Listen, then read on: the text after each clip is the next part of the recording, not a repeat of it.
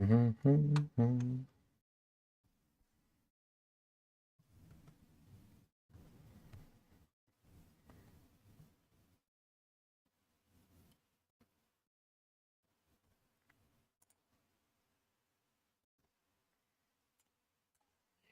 we go. Oh, let me put on some music, by the way.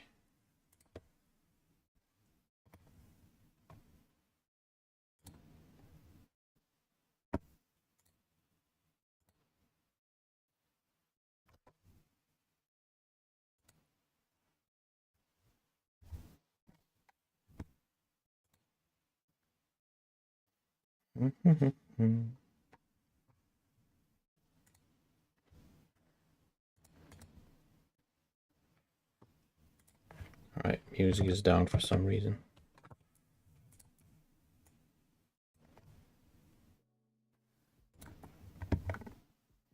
Then I'll just put this one on.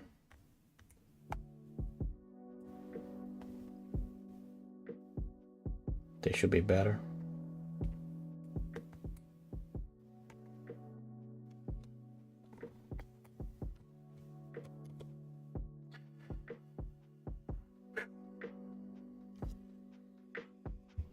All right, welcome back. 57%. Can we get 69 today? Maybe we can. Maybe we can't.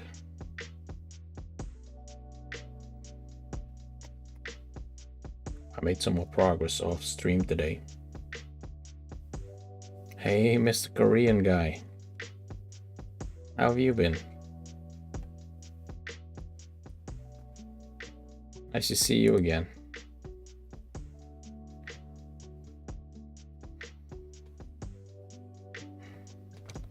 I'm back to my my week of the mosaic. I'm aiming for 69% today. I had a lot of progress since last time. New ones are this are Danger Noodle, The Beach, Aliens, an alien abduction over here. Oh, there's the UFO. This power up, the Mona Lisa, and this car. I mean, 1, 2, 3, 4, 5, 6, 7, 8, 9, 10. Only 10 sections left, but it's the final half. So yeah, starting from now, these sections are gonna take way longer to complete. But other than that, I think we're doing pretty well. I think it's pretty insane that I even made it this far, but it's all thanks to the people in chat, because I've just been having the greatest conversation with you all. So yeah, thanks for stopping by, and I'll just continue. I suppose I'll be picking a region. I'll pick this one right here. It has the least squares left. That's not true. This one has less squares. Left or right? We'll pick this one. Let's go try it.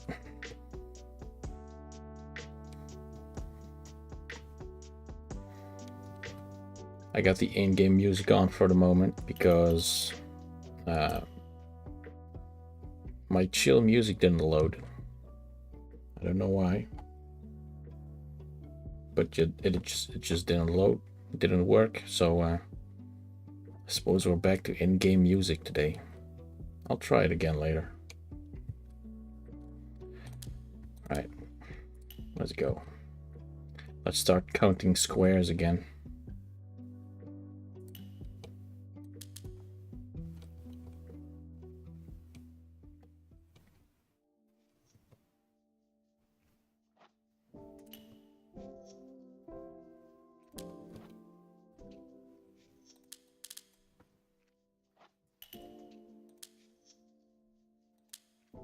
I have been getting better at this.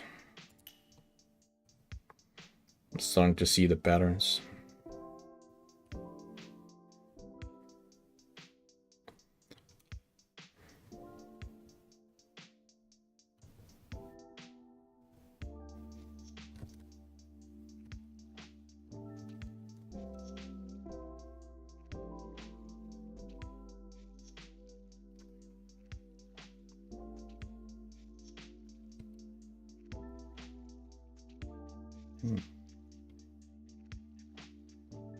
That part's not doing it.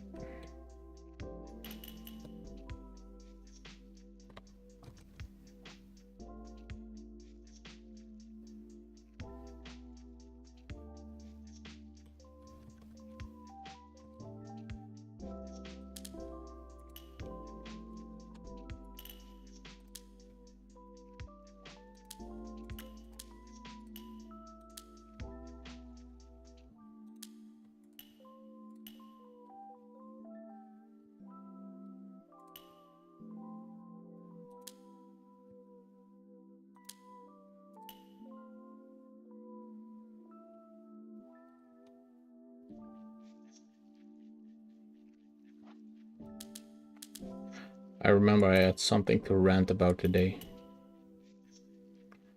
So I saved it up for the stream, and then now I can't remember it anymore. I forgot. So no off-the-cuff rant right now. Maybe I'll remember it later.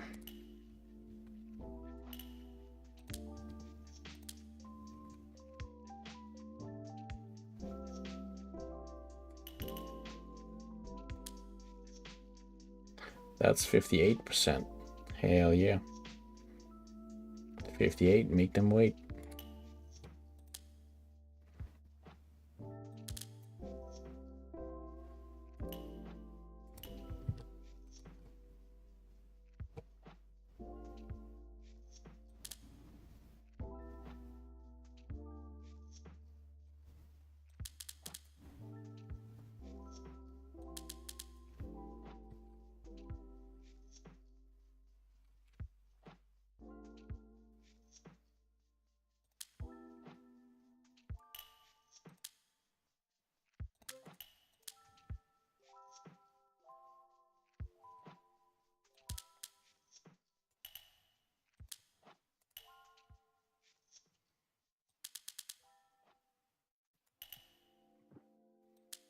Pretty decent velocity.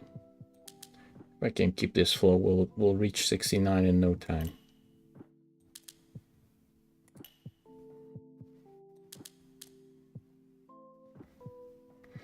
Famous last words.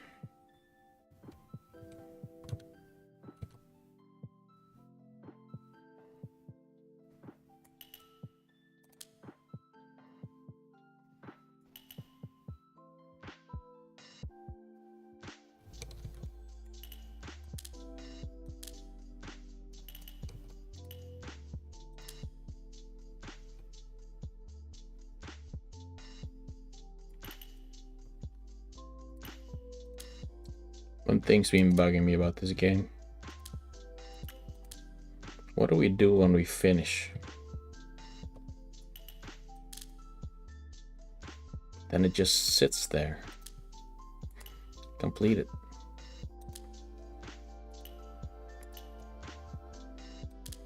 What will the game say to me? Like, yo, thanks for finishing. Please try again. You weren't fast enough. Please try again.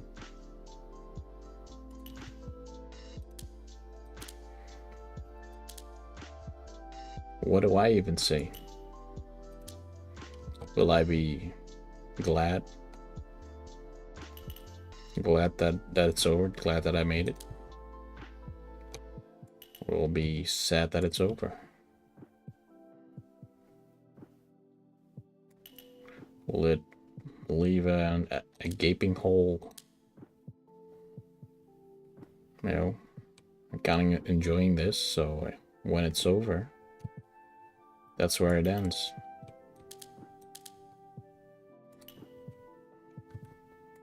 Like all good things come to an end.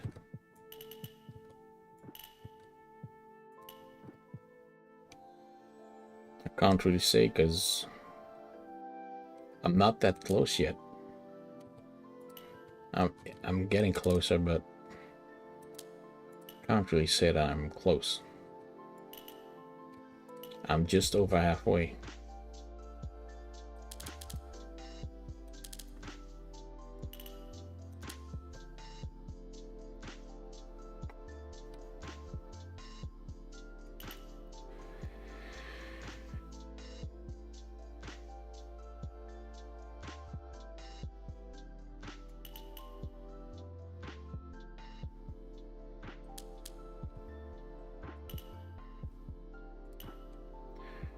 It's a pretty crazy thing to think about when you're trying your best to reach some sort of goal.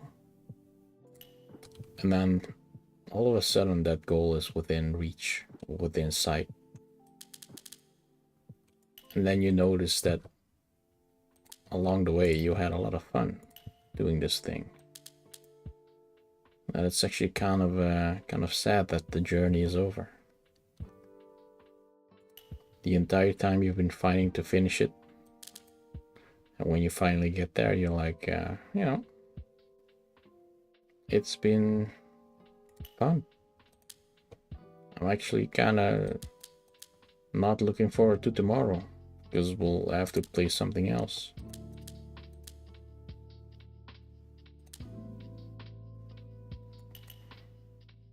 Something that might be less fun. I mean, most likely not, but it's in the back of my mind. Just being honest.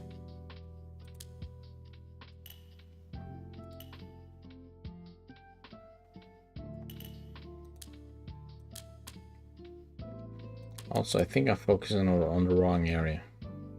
Yeah, I mean, all progress is good, but I should stick to region 42. Also 42, that's a special number, right? I wonder if it's the computer from The Hitchhiker's Guide to the Galaxy. Like a reference. Maybe it is. Maybe we'll find out today. I'll definitely try.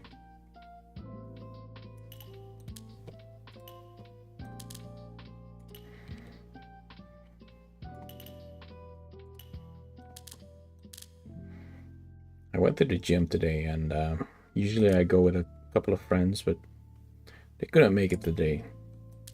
So I put on my my earbuds, start, you know, scrolling on YouTube, looking for something to listen to. For some reason, the algorithm put me towards one of those scary story channels. You know, ones where these guys with the deep radio voices, they start reading a spooky copy pasta. A scary story time. I'm like, you know, why not? So I put one on, started my workout, and oh my god, how those channels have evolved. Yo, Koji, how are you doing? Puffxolotl, it's true, it's me. Your favorite axolotl. We're doing I don't know, it's just more of a vibe when I have the camera off while I play this. It just feels relaxer. We're just vibing today. I hope you're doing well, Koji. Kauji Raw.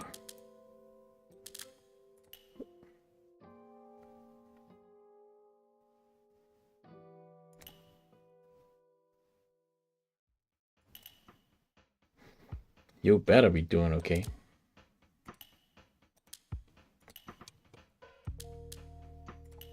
You are legally required from doing okay. You're good, just stressed out because of dumb coworkers. Oh, but you know, people are the worst.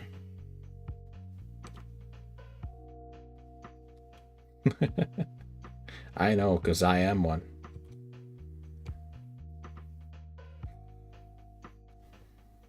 Anything specifically I did, or you probably rather not talk about it? You can share your story if you want. I got literally nothing better to do. Everyday stuff. Yeah. I mean, It's to be expected when you work with a lot of people, right?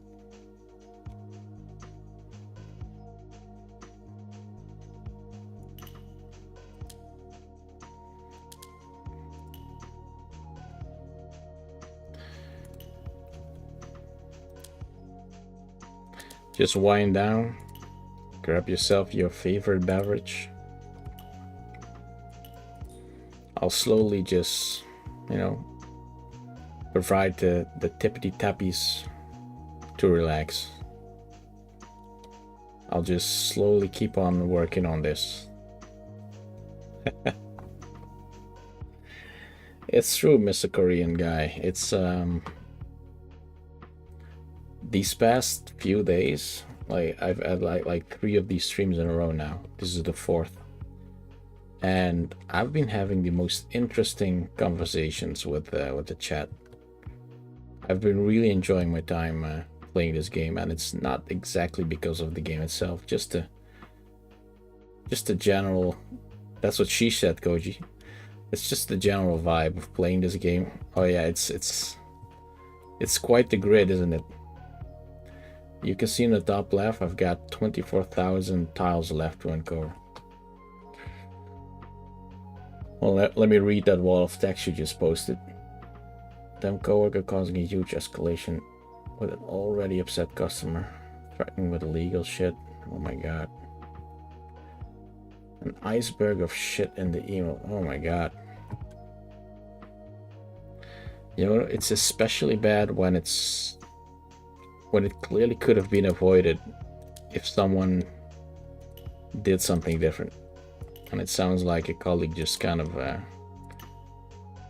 colleague of yours kind of just fucked himself and everyone over with it, because it makes you feel kind of, you know, powerless.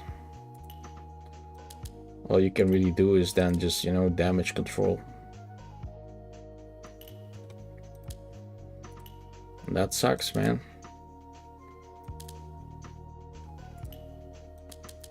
But you know, as they say, people suck. Just try to lead by example.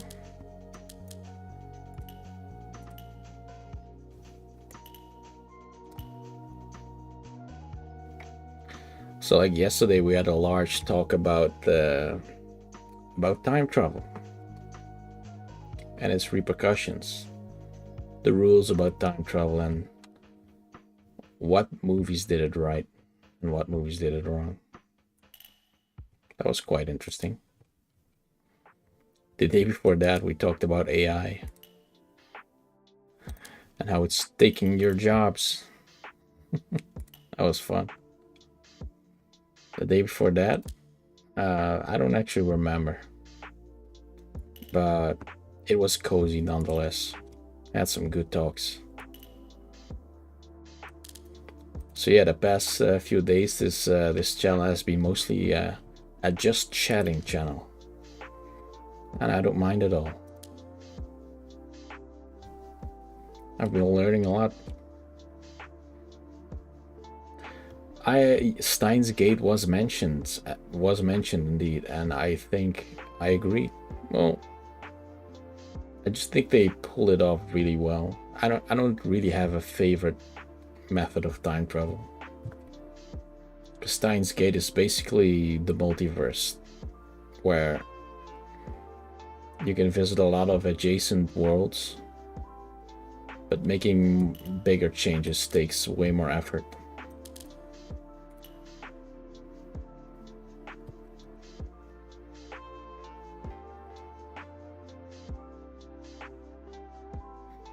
But yeah, I think I mentioned Steins Gate myself. Hey, Mr. Bum. Watching Link Click Season 2 and it's awesome. Oh, hold on. Let me write that down because I remembered this from yesterday. Notepad. Yeah, I still had to like check out Darkest of Days, and I should also check out Link Click. There you go. But hey, welcome back, Mr. Bam. How you doing? Hope your evening is just good. Just the way you want it to be. Grab your favorite beverage and join the gang. Well, I made some progress. I did some progress over here. I was so annoyed by how many tiles I had halfway done. So during the break today, I did some progress off stream.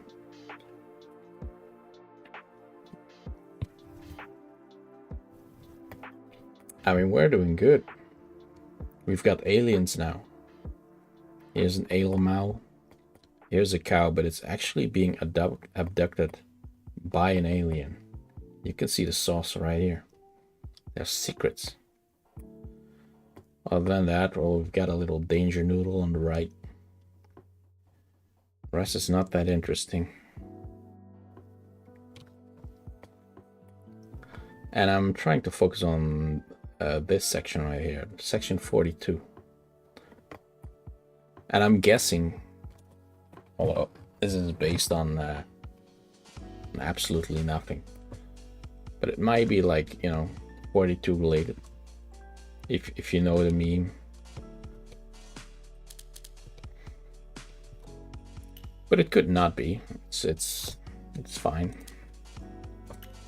Sub goal today is getting to 69%. I can't click apparently.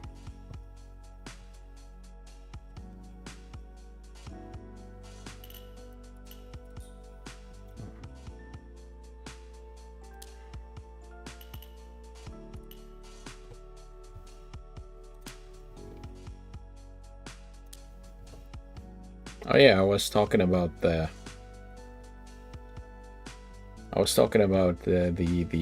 other day. I mean, sorry. During my workout. So every Thursday I go to the gym. And usually I go there with friends, but today I was alone, and so I put on this scary stories podcast thingy. It was recommended to me on YouTube. Let me tell you, that's just so addictive. The way people can make a story infinitely more entertaining just by the cadence of the voice and the way it's being presented, what words are being used, and the tempo of the story. I was hooked. And the story didn't even really conclude properly or something. It was just a series of scary events on an oil rig somewhere in the middle of nowhere. And I was along for the ride. I'll probably listen to some scary stories again in the future. I'm sold. I get why they're popular. It's I don't know, it's just very intriguing. Even though the stories are all fake, it's nice to you start thinking about them.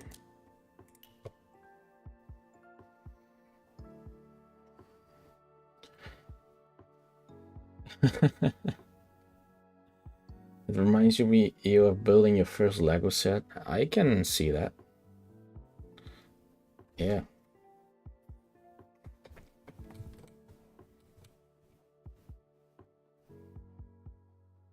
There's something addictive of you're slowly putting the pieces together. Like every time I finish a region, I don't know. There's a little hit of dopamine, right?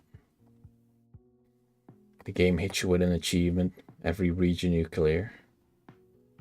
The game also hits you with an achievement almost at every percentage. So like when I reach 60%, there'll be another achievement. But sometimes also at I got one for 58 for some reason. It's not every percentage that you get an achievement, but a lot of them, like over half of them. You like the scary stuff too, could you? So here's the difference, because I think it was yesterday, maybe the day before that, when we talked about playing scary games. And in contrast of today, I'm really terrible at scary games. Well, not because I'm like, I don't understand them. It's just because I get too immersed into the content that I consume, and especially with like scary media and stuff like that. It's just like I am actually afraid. I get uncomfortable while playing those games, and I don't know. I just want to turn them off as quickly as possible. So I'm not a very good like scary game streamer. You won't catch me playing Amnesia or anything like that. Or what's that called again? Poppy's Playtime.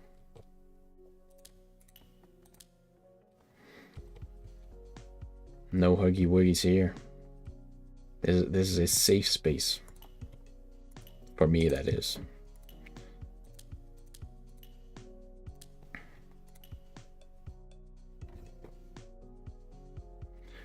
You didn't like Amnesia? See, I bought it because I heard it was probably the best, most immersive and scary experience out there. So, well, if I can play that, I can play anything, right? Well, I didn't get really far into the game until I had to just put it down, because, you know, like in real life, I'm a pretty big guy. I don't scare easily.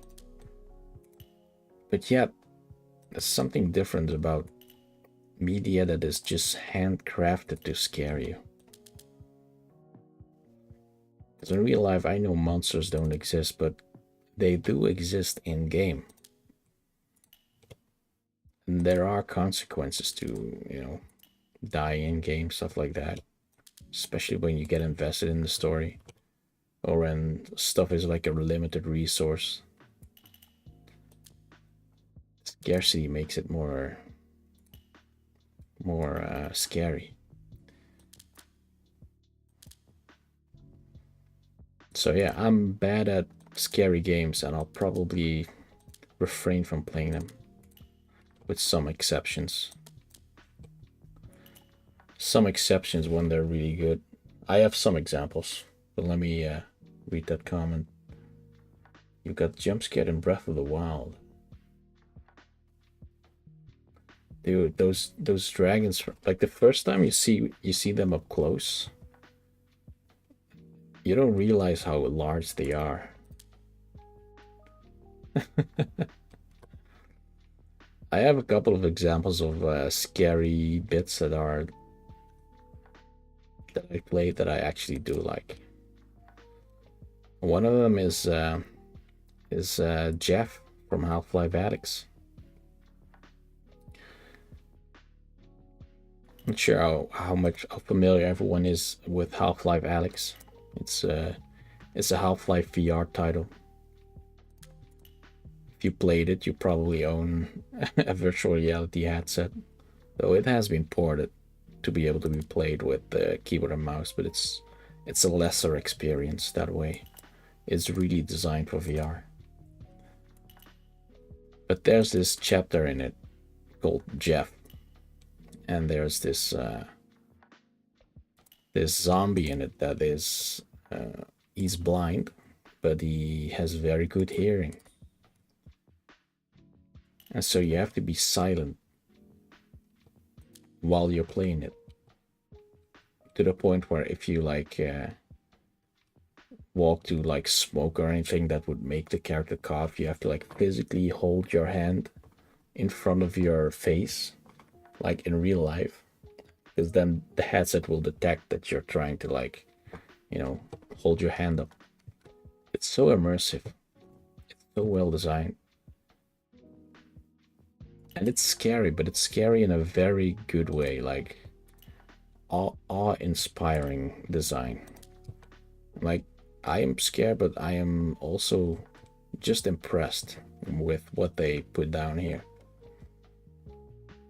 So there's like all of these breakable bottles around that you have to like make sure you don't knock them over on accident.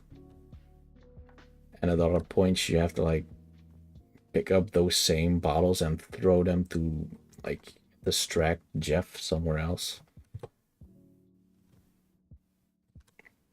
Again, I'm probably not the best person at describing certain aspects of a game, but that just sits by me, and it's one of those really scary sections of the game that I do not mind replaying at all. It's just so good. It's so well designed. There's a more scary section near the beginning of the game when you're not that powerful yet. It's near the point where you get the flashlight equipped for the first time. You don't start out with a flashlight, you find it in the game. And that section is actually scarier, and I like it way less, because it's just scary because it's dark. It's designed to be scary, of course. They sure succeeded on that one. I don't know, it's like it's cheap scary, I guess. I'm not impressed with it. Just scary.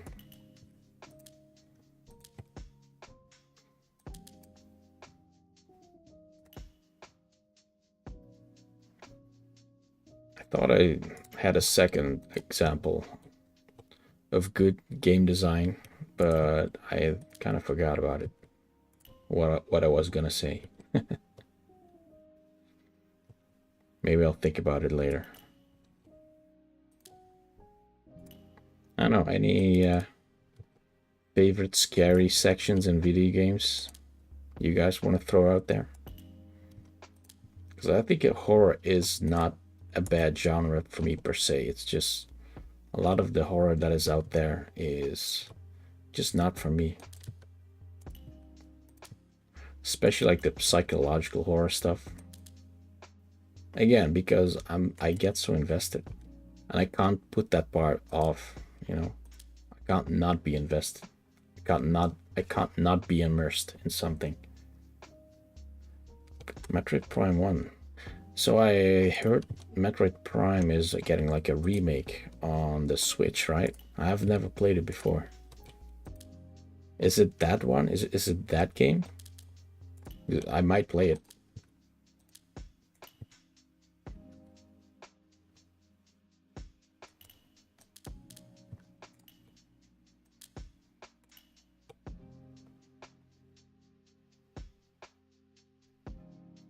Or once announced recently.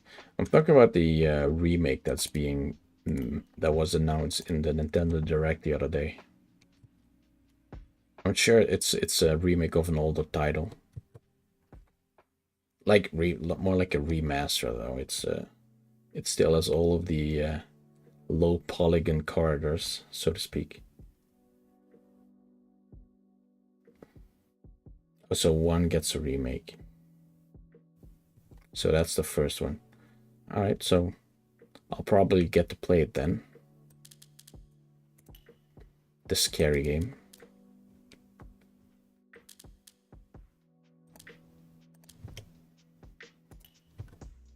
Ooh, I thought of one more example. What's that, Omori? Let me do a quick Google on that one. Oh, I don't think I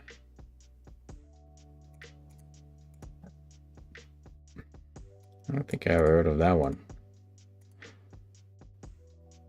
It looks a little bit like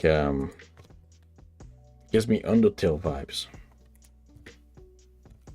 if that makes sense. Your favorite scary game? Well, I was gonna give another example, but I lost my train of thought again. It was a horror game, and It was good. I remember it.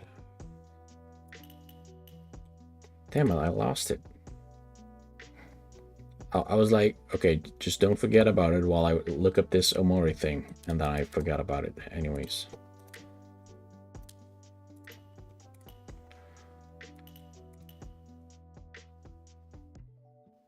I also didn't like Until that much, actually.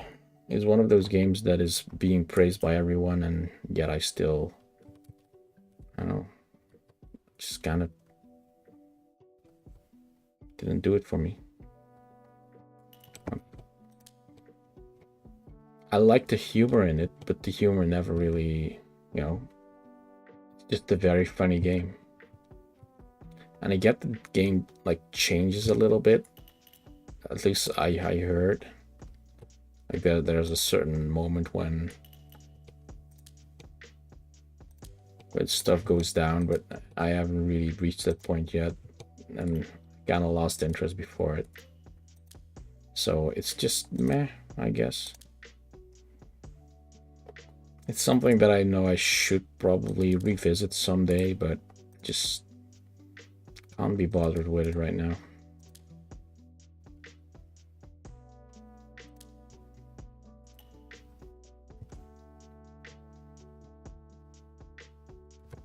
So, I mean, okay, so this is a different game, but Doki Doki Literature Club. That's one of those hidden horror games, in a way. If you played it, you know. If you haven't played it, you probably should.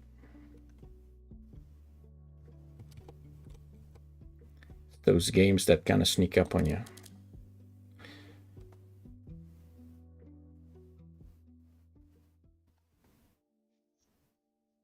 You watch PewDiePie play Doki Doki Literature Club?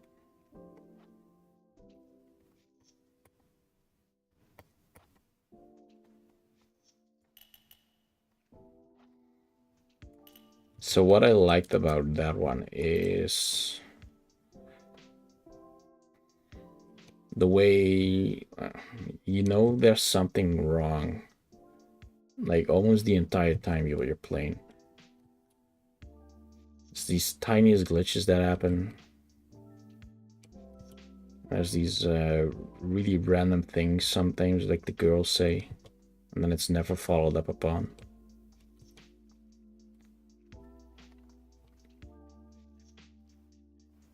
I think the game is at its strongest at the beginning, when all of these little things, like they're small enough to like not trigger any flags, but you do notice them, and then you forget about them because they're just so tiny. But you know, it keeps you in the back of it. It keeps you from being comfortable, even though it's probably the most comfortable game ever in the early game.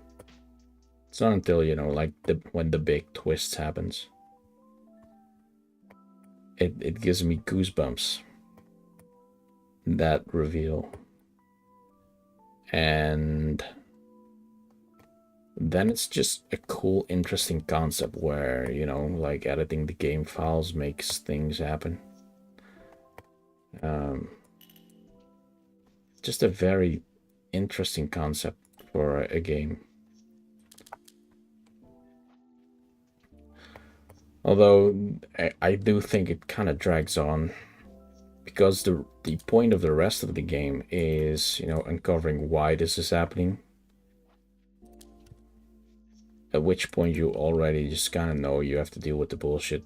Some weird random stuff happens. It's not all that interesting. It's scary, but it's not that scary. Most of the time it's just humorous. Like the stuff with their eyes and stuff like that. And you already kind of know, like, the girls are gonna do some stupid shit because that's the pattern the game follows. But still, I finished it. I liked it a lot. It's a really cool concept for a game. Really a nice, like, fourth wall breaking experience. I don't think of that as dumb horror at all. Actually, I thought it was pretty intelligent. I think about, you know, games that rely on like jump scares to be dumb horror. Kind of like how a lot of horror movies, like cheap horror movies, are dumb horror. If that makes sense.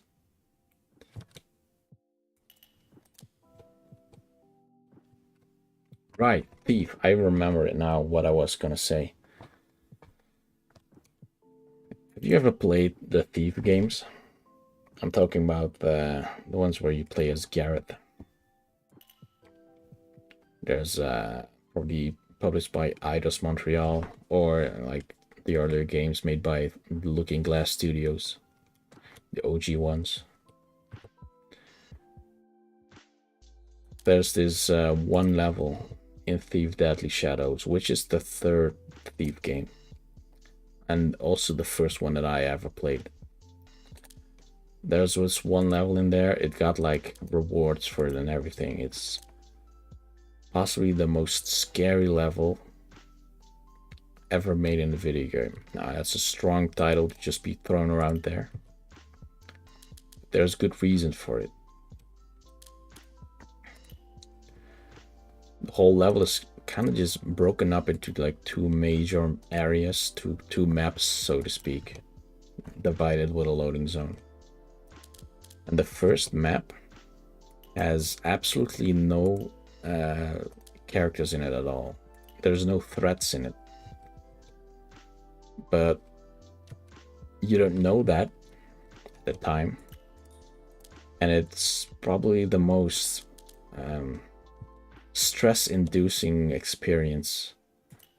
Like the way they work with sound effects and lighting and just the general vibe of that level. The way how you're kind of never really safe, you know how you rely on like the shadows, and you know that when your gem is like black, you are basically invisible. How there's no like real safe space in that level. You're almost like, okay, well, if there's something around the corner, it's gonna see me. So there's no shadows here. And yet the monsters never come.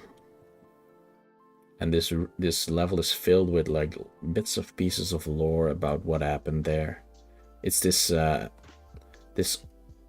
child orphanage turned into a medical experimentation bay. It has a really fucked up backstory as well.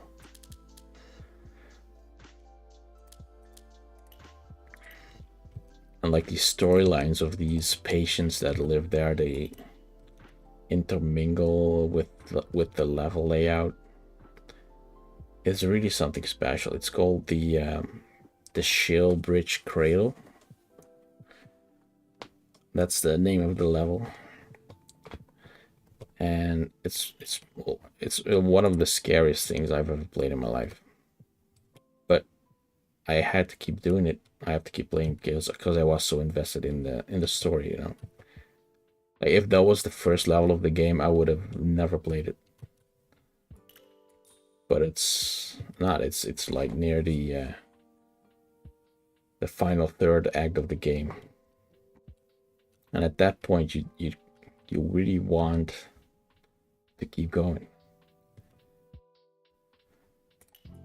So yeah, probably if I were to give out a reward, it'll go to that game. The Shalebridge Cradle from Thief Deadly Shadows. Probably the best horror game I've played, horror level I've ever played. But again, you will not play those games, you know, on purpose.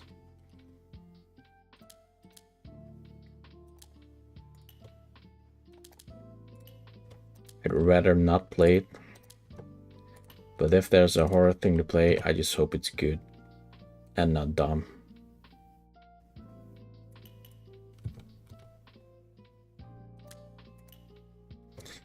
One example of bad horror, I think, is Alan Wake.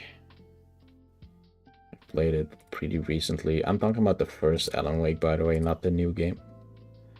I haven't played the new game yet. But it keeps throwing the same scary monsters at you. There's no real like suspense or build up.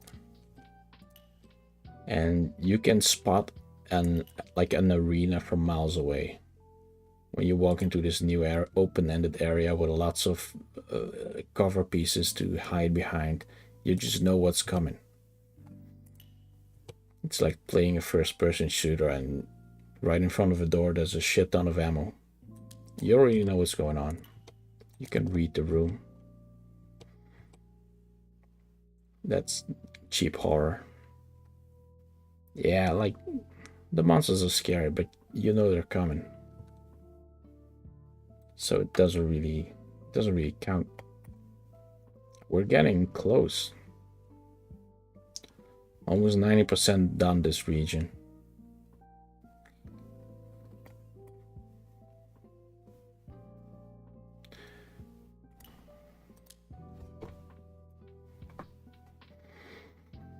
So yeah, dumb horror.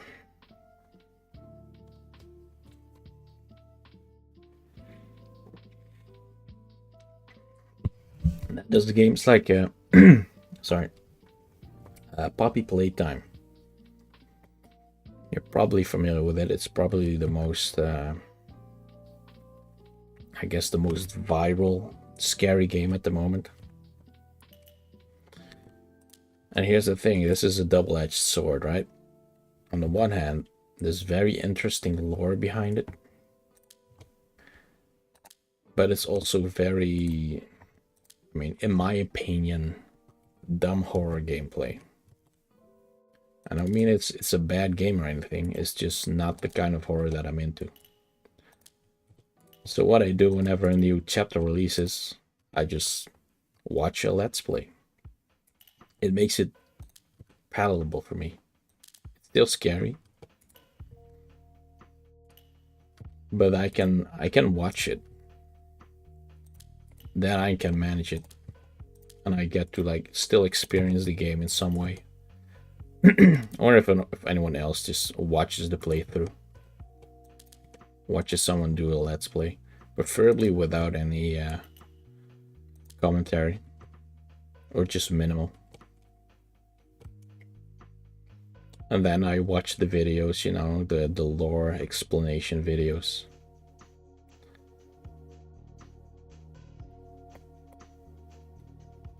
It's fun for me.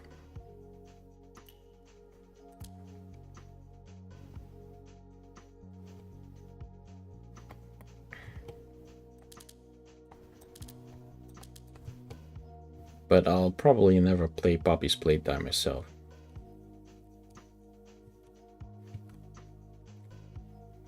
Too scary for me. Makes me sound like a baby, but I know what I like.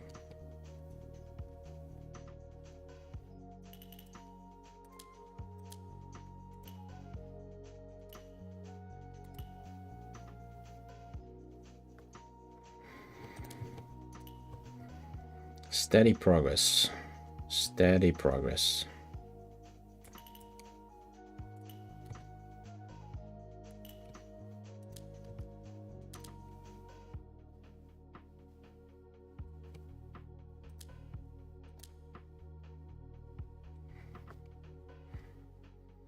Let me zoom out for a sec and get a drink.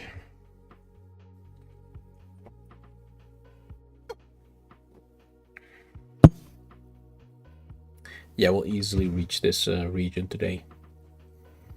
With time to spare, I might also do this region right here. Sorry. I have stuck in my throat. Yeah, it's only like 7% more. It's 93% done. Feels good.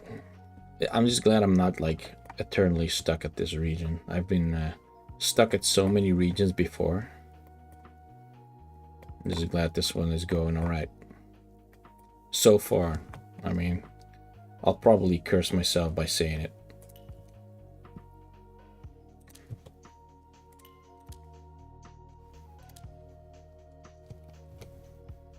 Sort of felt like, you know, if you get dizzy from like zooming in and out. I try to minimize it as much as possible.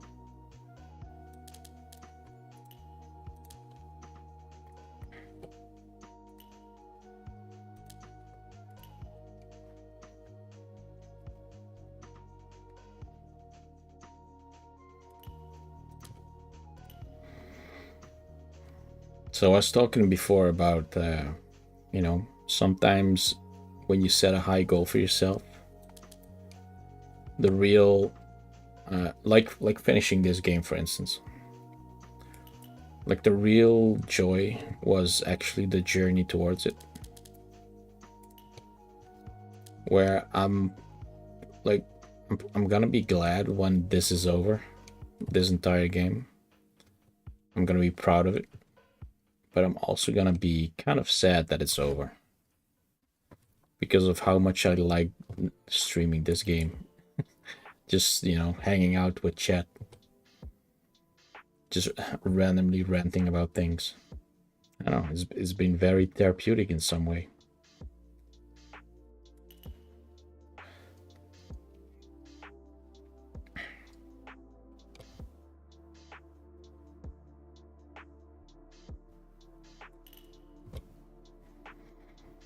It's weird how, like, a lot of things in life are like that. Better things come after good things. Well, that's true. Although, that's mostly true.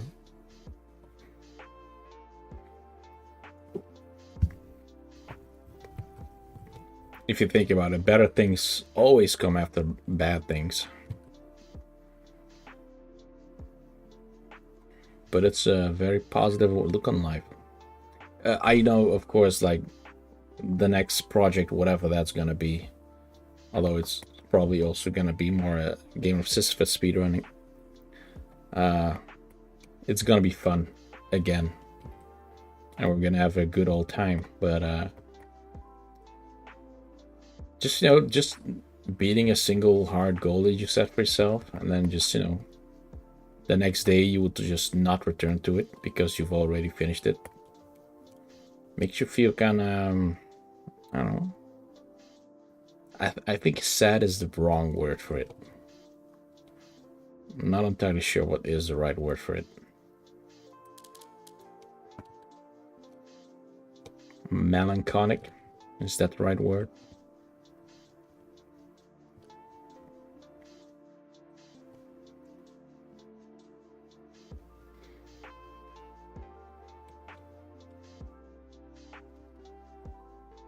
Either way, that's not going to stop me from finishing it.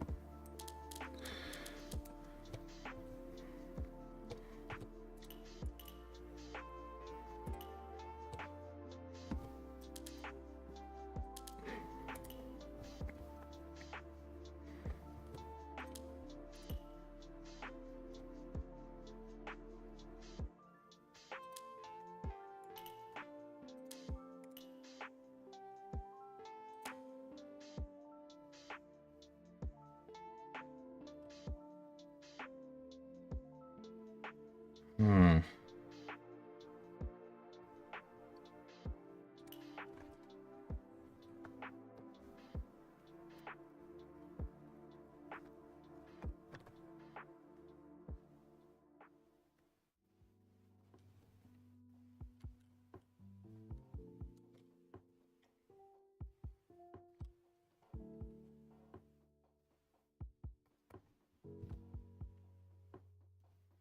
But yeah, until we find a new proper challenge, I'll just return to the game of Sisyphus, which is also a challenge on its own, you know.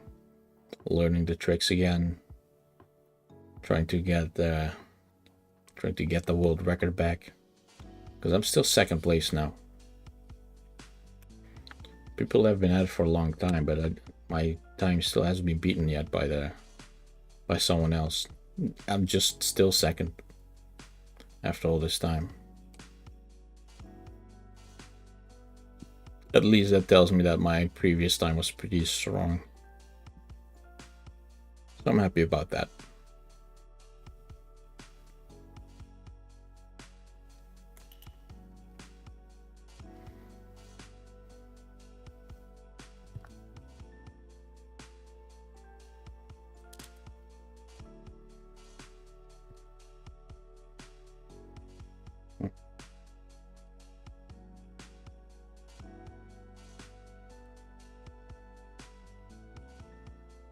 Let me check if the if my website for chill music is doing it again.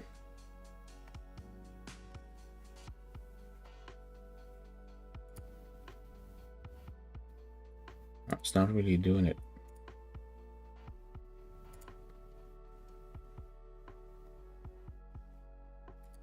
There's this website I use for like royalty-free music. You can use as like background, but it's not loading for me today. It's an online service, so you know, if it's down, it's down.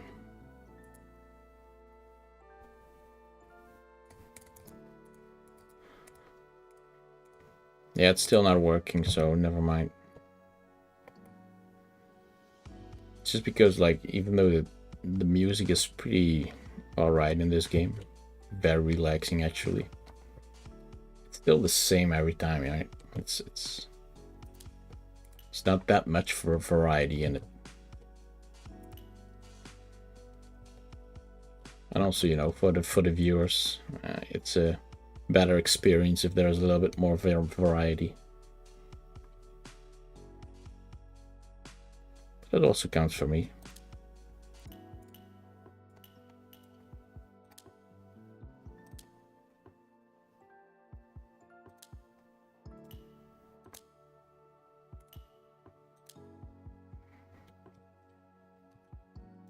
%96 done. We're almost done with this.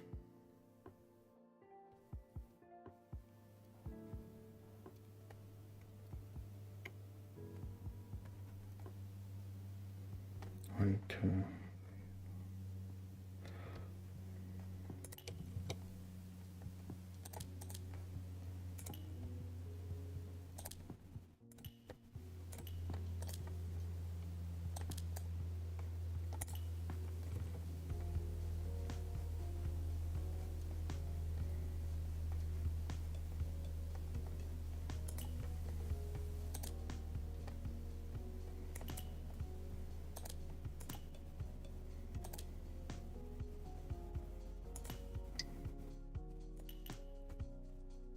It's Minesweeper, yes. Well, it's not Minesweeper. Just kind is. It's Minesweeper if there were no mines, but it's just a large grid. A really large grid.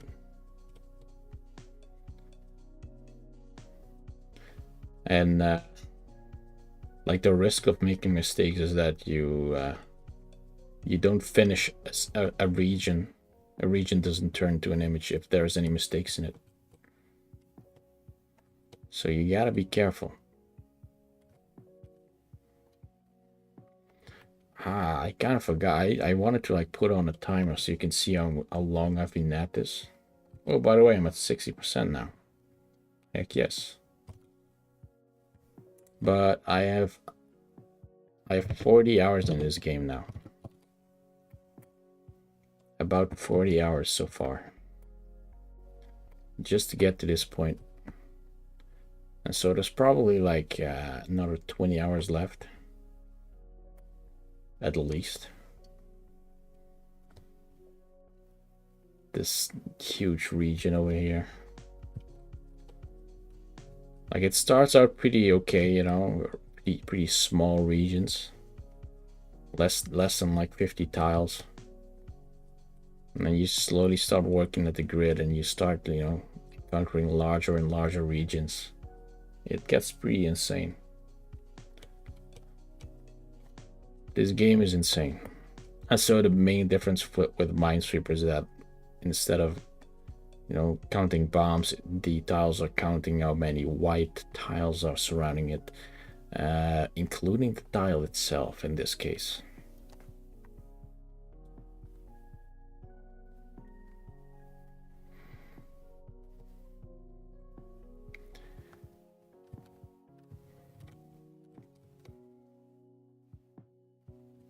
I'm trying to like get everything on this side of this white line so I can finish this region. It's like a checkpoint.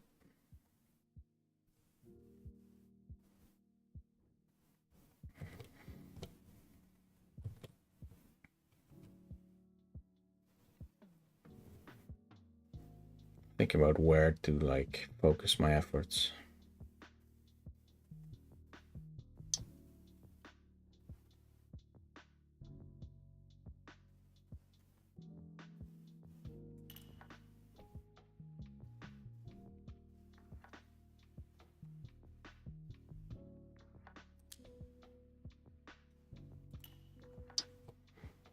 I think that's correct.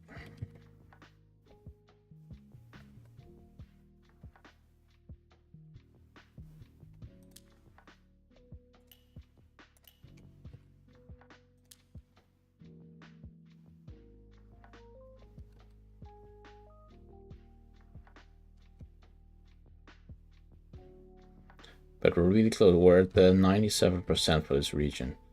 You can see like on top, we've got 69 tiles left for this region, which I think is pretty nice.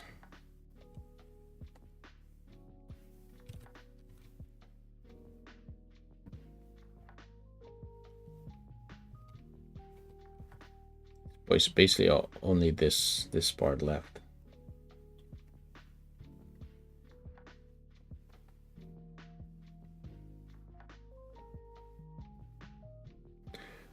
Oh.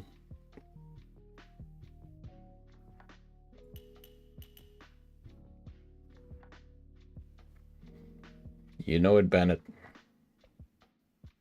Either way, welcome for being here.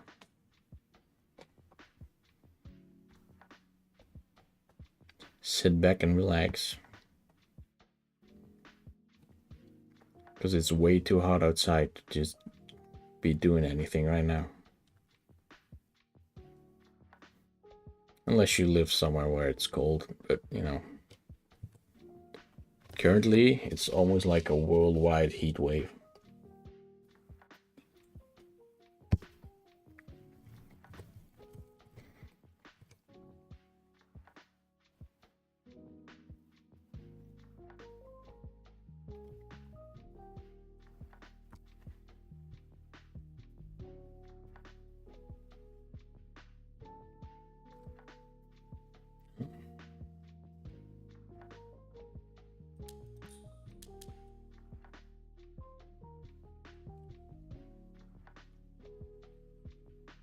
Kind of looking for an opening for this part, but it's kind of stumping me right now.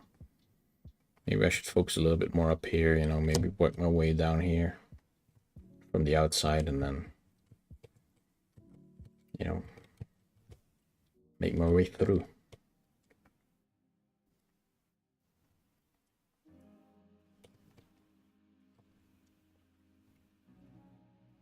Although I'm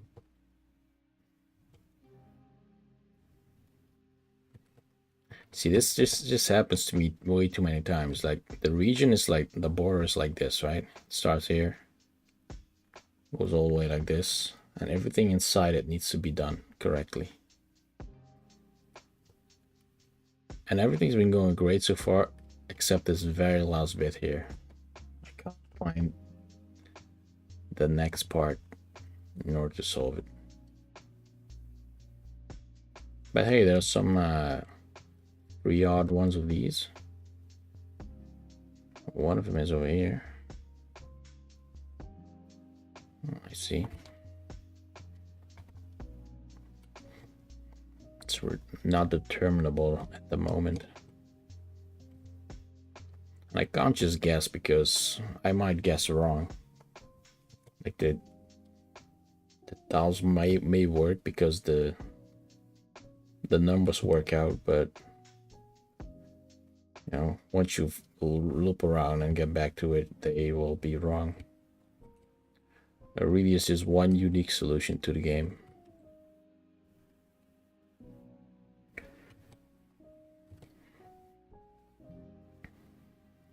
Oh, this forge is sitting here.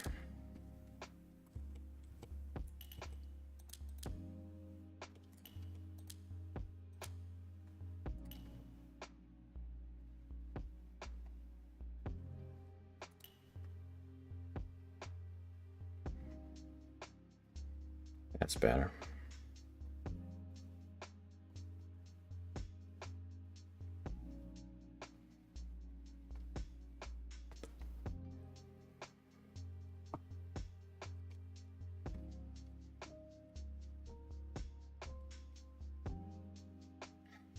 So not just is there a heat wave right now, but when I got up to the man cave to start streaming, I noticed my mini fridge door was ajar. So even all of my drinks got warm as well.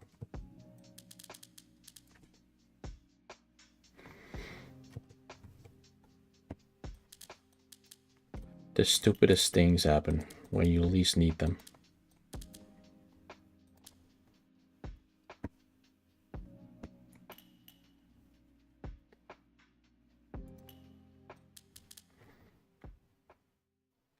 Such is life. It's okay.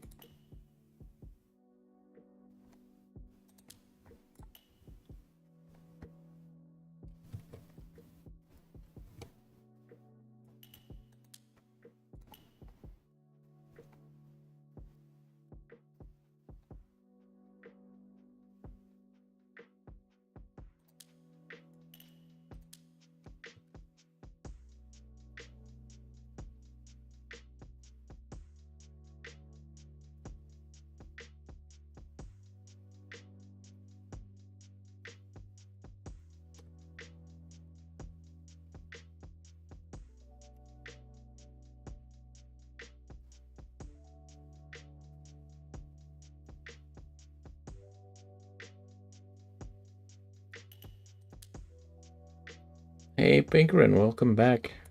How are you doing today? Boy, I got some progress for you. Look at this magnificent board.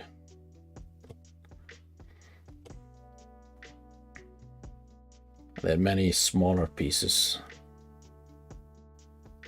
They were all almost finished, but I just couldn't get to like a couple of final pieces that I were missing. So I got a lot of them in rapid succession. Cow, and not just any cow. It's the cow that's about to be abducted by aliens. See the saucer? This alien, in fact. There's a story in here, I think. I haven't figured it out yet. But I'll get back to you once I figured it out. So currently, I'm working at region 42, which is like it goes like this. So we only need these tiles, and then 3 random tiles on the right here. So, but the problem is I have trouble finding my way in here. These last couple of tiles are proving to be quite difficult to start.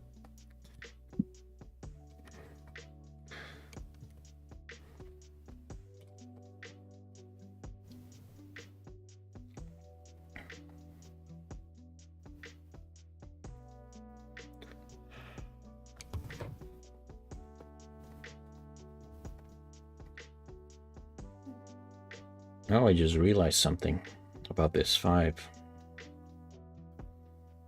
And the way it interacts with the 3 and the 2. This 5 needs 2 more white tiles, and one of them is gonna be in this little bit. And the other one is gonna be on this little bit. And that's all it can grow because of this 2 and that 3. Which means that all of the tiles outside this little bit, according to this 2, they just are free to go. Same with this 3, like so.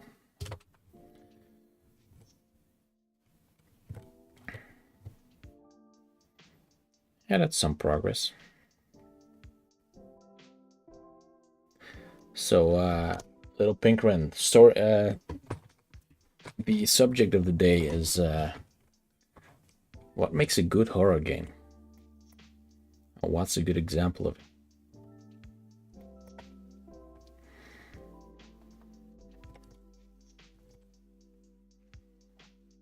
Because as you might know, I am terrible at horror games. I got too scared. I'm just too terrible at them because of it. But there's some exceptions. There's some scary games that I do love. And I'm not exactly sure why. Although I think it has to do with like cheap scares versus proper psychological horror.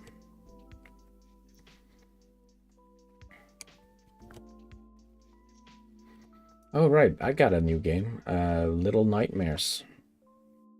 And Little Nightmares 2, that's a... Well, basically it is a horror genre game, right? But it doesn't... it's just a good game. I can't really explain it, but there's no cheap tricks in that one. It's just good horror. In a way that it's fun to engage with. You don't really play horror games, well, kind of same. She comes zombies or sort, I know. Like Left 4 Dead.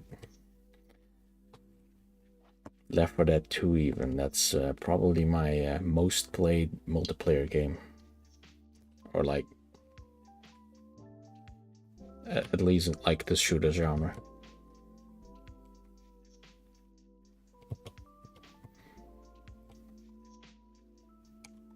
See, and that game is not scary because you're together.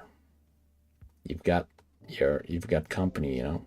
You're not alone in Left 4 Dead.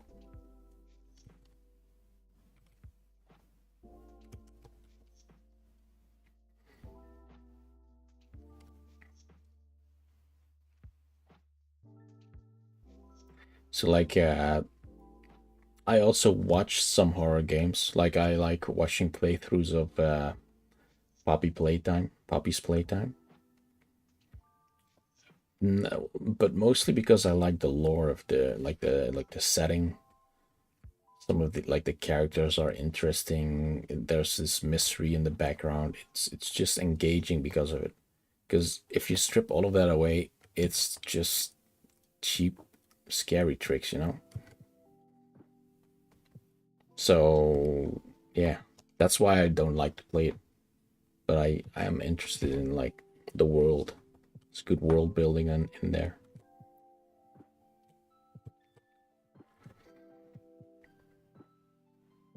So I go out of my way to watch a playthrough of a game that I probably would hate to play. Just so I can get that juicy lore, because I like that. That's the bit I like. And sure, I could just like watch a lore breakdown, but I want to experience the story the way the developer intended me to experience it. I can always watch like a interpretation of the lore later up on the tubes.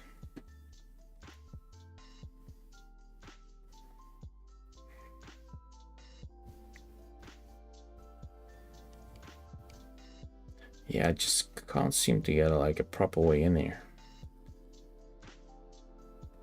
I feel like I should be looking at this 8 though. There's a lot of wiggle room here.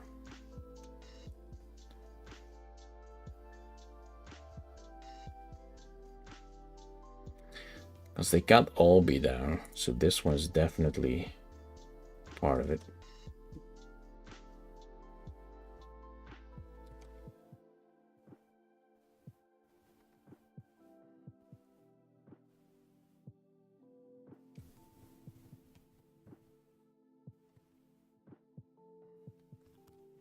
So I like this one level in Half-Life Alyx. If you know the chapter called Jeff, then you know what I'm talking about.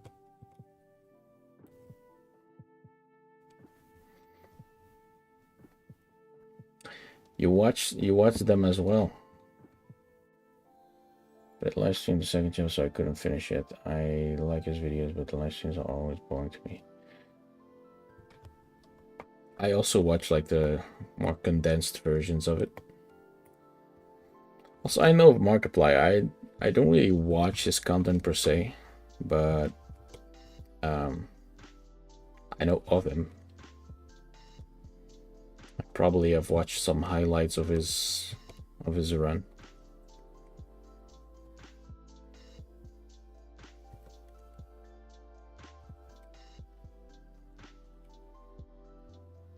I'm jealous of his deep voice, though. He certainly has the voice down.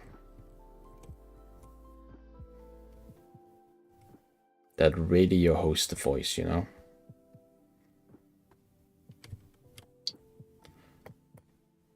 Didn't Markiplier have this this OnlyFans thing?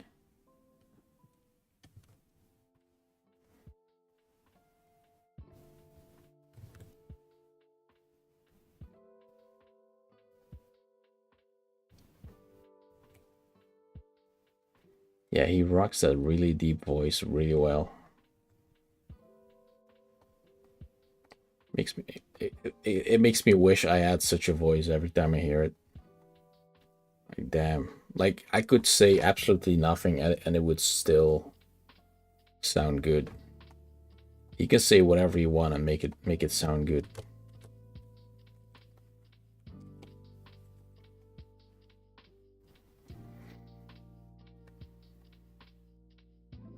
I'm not making headway in this part. I want to still continue playing though, so I'll just look somewhere else for now.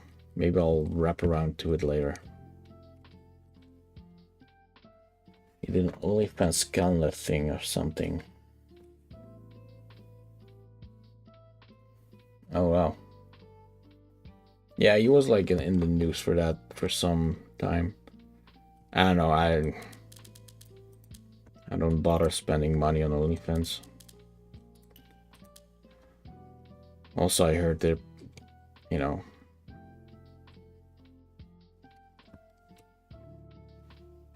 I have like ethical problems with it, so I'll not open that can of worms today.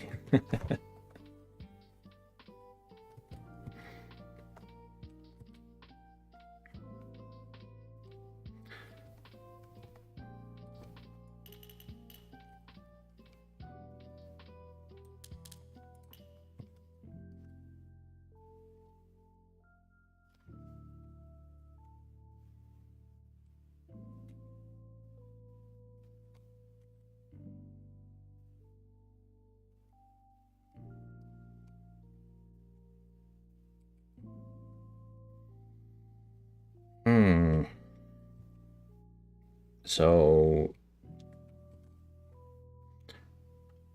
we went from like 55% to 60 real fast just by playing this was nearly empty at the start. And now I've hit a brick wall again. Oh well. So how did we get to Markiplier? All right, horror games.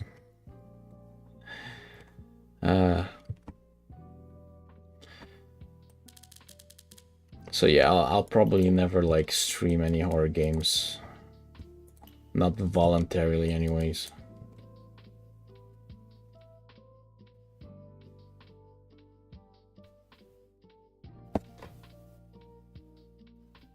Yeah.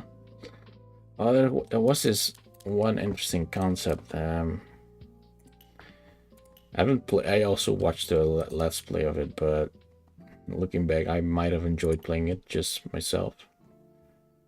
But there was this this newly released, like, as a horror game about the back rooms, you know, those liminal spaces. But it was like very high quality, but there were like no enemies in it. Like, so it was just you and this giant maze of an area to walk in, to like lose yourself in. That looked really interesting to play.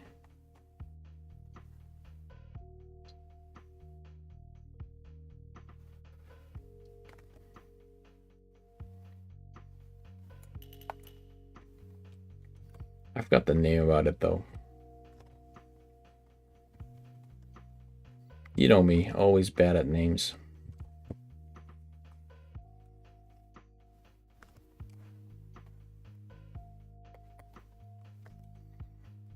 Yeah, I like the lore as well. Again, like, just people are so good at you know, storytelling, and it makes you just kind of interested. Oh yeah, so like the whole reason I brought it up was because during gym today, because the friends that I usually work out with couldn't come, I put on my earplugs and I got recommended this horror YouTube channel that tells horror stories with this like really well done voice, kind of like Markiplier, but you know, scary. And you know, without any prior knowledge of these channels, I am now instantly hooked.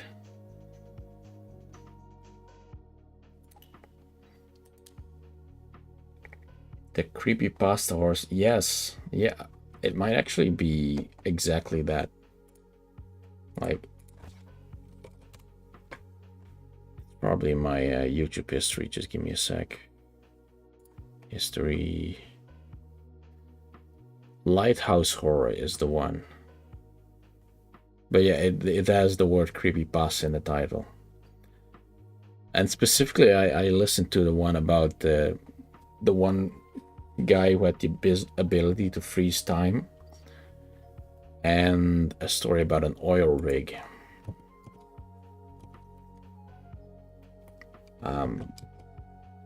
I just completely forgot about time, and I just couldn't stop listening to it. The way these stories are told they're just so, what's the word? Like, interesting is probably the wrong word for it. Just intriguing. Just, you know, you start listening to him too. Yeah, so yeah. I mean, I've only just listened to like two of his stories, but damn, like, this is one of those, like, I usually hate horror, but then stuff like this comes around and I'm just so intrigued by it, by these stories. There's such interesting stories too, like, conceptually.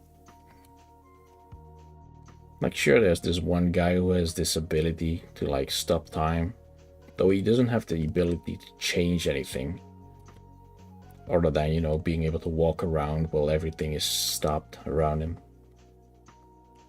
which is an interesting ability to explore.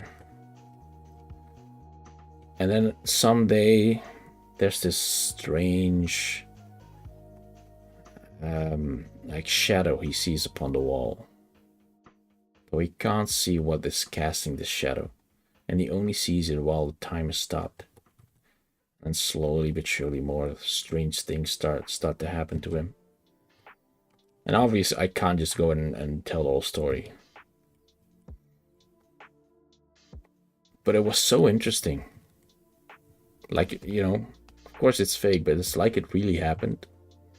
Your mind starts, you know, to like theorize while the guy is reading the story. What a great experience. Time flew by for me. So yeah, I really like that. Dark Somnian is a good creepypasta channel too. Oh, interesting. So it's like different voices. I recommend listening to the Left Right Game creepypasta. Left Right Game. Oh yeah, that's true. So I was scrolling through some of these guys' stories, and then some of them were like over 2 hours, and I even saw one that's over 4 hours long. Like, this guy just reading full novels at this point. I kind of want to try one of those out someday. You know, right before going to bed, of course. Which is the best time to have creepypasta read to you. Hold on, I'm gonna put on the list. He's called Dark Somnium Left Right Game. Because I will forget if I don't write it down.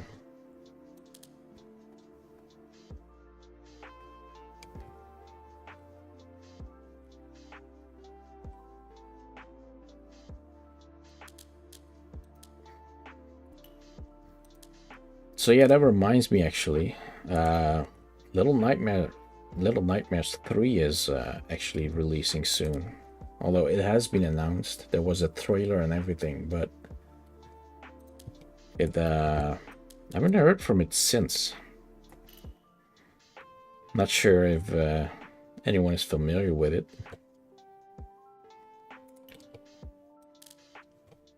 But it's kind of like a platformer puzzle game, but with like horror elements. And just the world building in these games is insanely intriguing as well.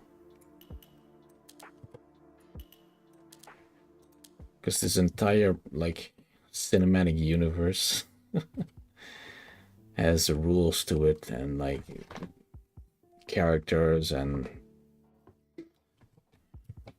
metaphors. It's a really good game. Thought the second one was no, like I'm talking about the third game.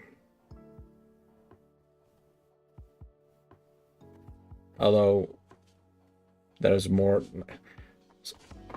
Hold on, it's not actually out, right? It's not like the third game is actually out already. Let me check just to be sure. Little Nightmares 3. Yeah, no, it's now due for 2025. Well, that sucks. But there is more games than just 1 and 2. There's well, if you count the DLC, there's obviously more. But there's also a mobile game, which is canon. And then there's this little audio podcast thingy that was also canon. But it's good. Like, I love the first game where you visit the Maw, this giant ship where it's just built to feed people. It's crazy visual concept. It's great.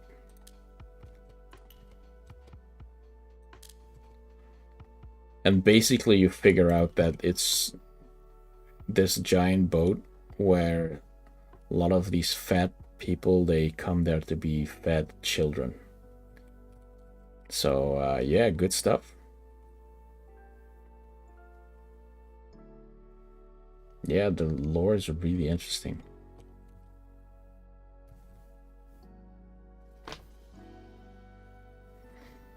And then the second one is about how like this radio tower has this ability to warp the minds of anyone who views a television.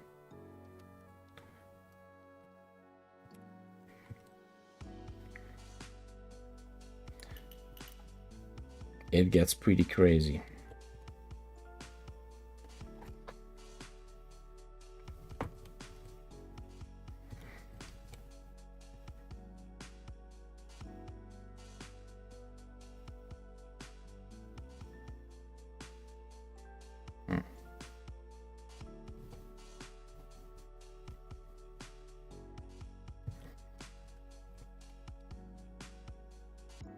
But yeah, I thought like Little Nightmares 3 was coming this year, but apparently it has been postponed to next year. So there's that.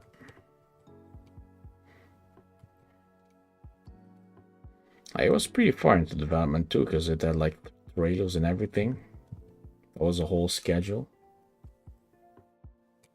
They were slowly dripping out more details about the game, and then now all of a sudden the radio silence, and now its estimated release date is 2025, which sounds so far away.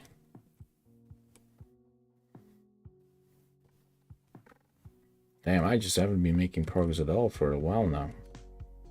I need to get back into the flow. Let's switch places. Carry on somewhere else.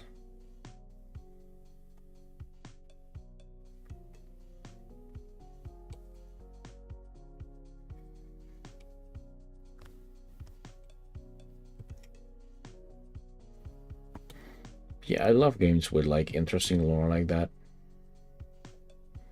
If there's anything more like that, I want to know.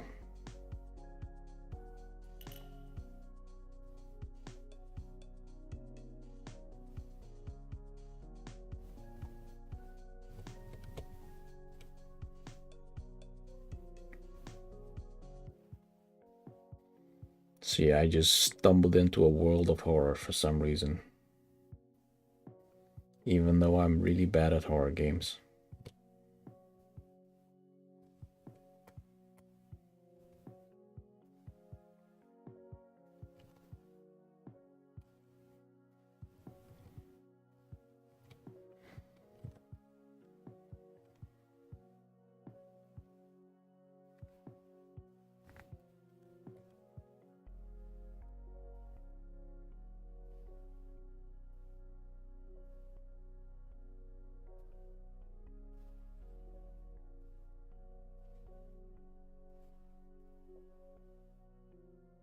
Huh. There's an opening.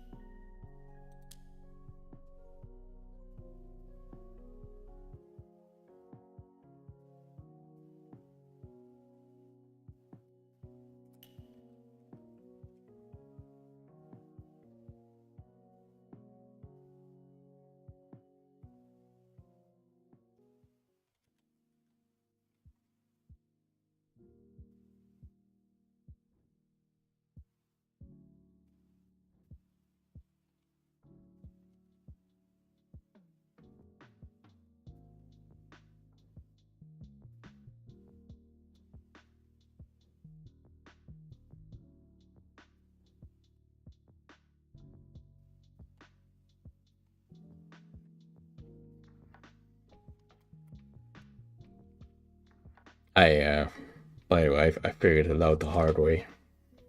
Back when Amnesia was the big game, I bought that game because it was so hyped up to be this perfect, really tough as nails, very scary horror game. And that's when I learned I was pretty terrible at them. Not because they're difficult per se, it's just that I get scared. Like the rational part of my mind is like, yeah, it doesn't make sense, there's no actual danger. But it's like this primal feeling that you get, right? This fight or flight response, and I'm just like all of these negative feelings can just end if I close the game. And so that's what I did. So that was indeed in PewDiePie's horror time, like that height of his career as a horror streamer. I agree, very good with ambience music as well. But it was like for that reason that I avoided PewDiePie's content though. Back when that's what he did. I didn't actually get into watching PewDiePie until he started his Pew News and Meme Review and The Why, you know, those series of his, that I actually started looking at his content at all. And now that he's got, so one thing about PewDiePie now is that he moved his ass to Japan and he got a child, a kid who's now I suppose like 8 months old. So the fun thing is that like he's, because I also got a son, he's now like 2 months ahead of me, and he uploads these vlogs, right, where he kind of shows what he's working on personally, and also like there's these updates about the growth of his son and what he's doing. And it's like a little glimpse into the future, like, oh, okay, he's now picking up things with his hands, like deliberately. That looks fun. And then I know that that's gonna be like in 2 months from now, then my son is gonna be able to do that as well.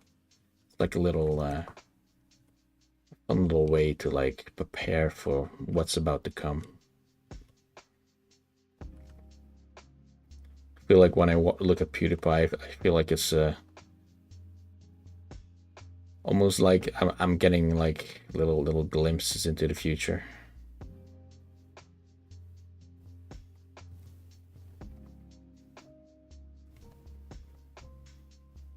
Yeah, you inspire me to like do more fun stuff in order to impress my son.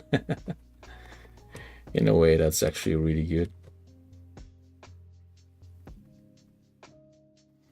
I haven't actually played or known about Outlast. I'm unfamiliar with it. Let me do a real quick Google there. Outlast.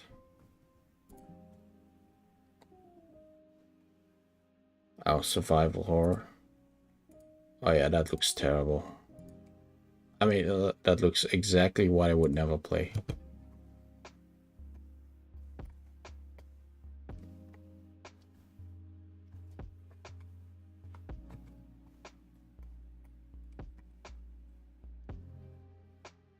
Jesus, I can... Switching over to this target.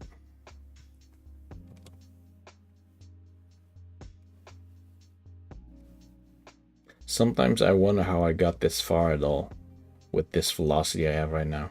I've been stuck at 60% for like over half an hour now.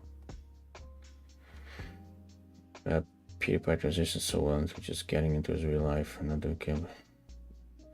Yeah, I do think he really just, he grew as a person a lot, and I don't know, I kind of just, I respect how he moved on with his life that way. So many ways he could have, you know, fell off, and yet he didn't. Even if like the media did, they really tried to get him canceled so bad, but he was just too big.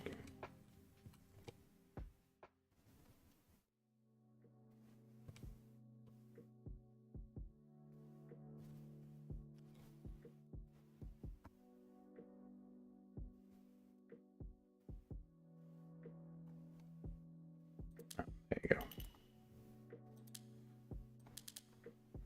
And I don't mean like he's too big to be cancelled. It's just it was obvious that whenever a hit piece was published, it was a clear hit piece. Because of his audience is so large, it didn't really impact it at all, because people knew what Felix was actually like. It's such a cute relationship too. They always seem happy and did well together with separate. Yeah, I agree. Marcia and Felix, they seem great together.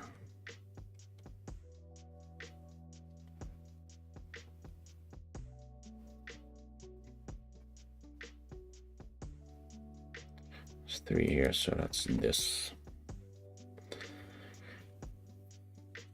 Like, they don't seem like they definitely seem like two like individuals, right? I'm probably saying that wrong. Like, they both got their own stuff going on. It's not like they are you know, a lot of times when one of the parties is, you know, a big person, a big personality, a huge influencer, then the other one just tags along for the ride. But I felt like Marcia was always also doing her own thing, not letting PewDiePie steal on the old thunder, so to speak.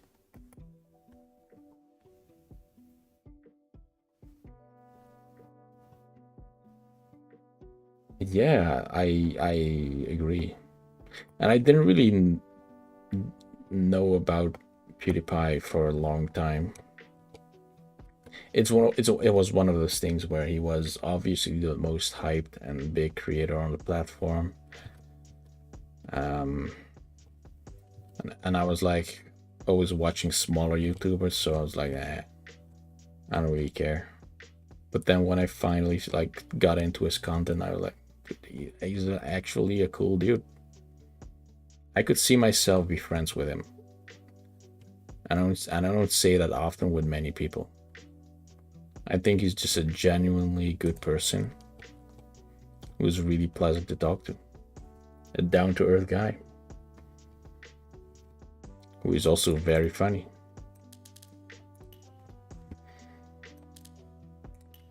And then, you know, there's people like saying, like copying whatever, like the media is saying about them, like, oh, he said this thing about such and such, and he's probably a Nazi, some shit like that.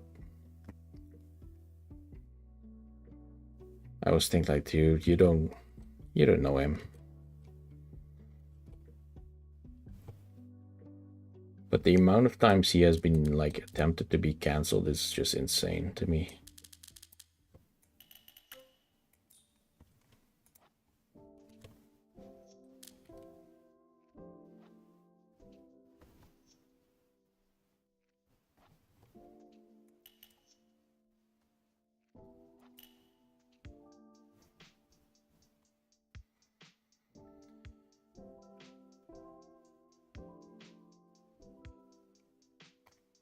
Awesome. So I heard he did like another Minecraft Let's Play the other day. I think that's the first time I ever watched his Let's Plays, back when he revisited Minecraft. It's years ago.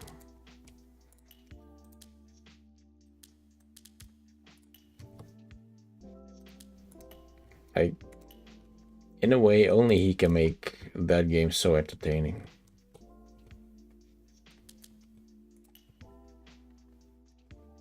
But I just noticed that he was online streaming again, like yesterday, and he was playing Minecraft.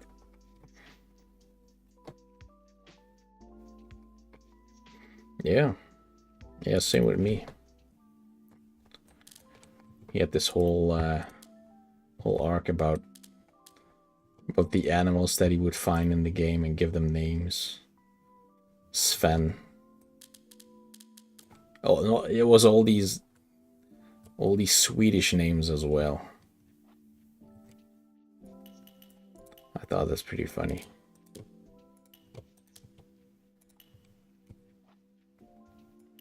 Always looking for a way to talk in his native tongue. Making large IKEAs in the background.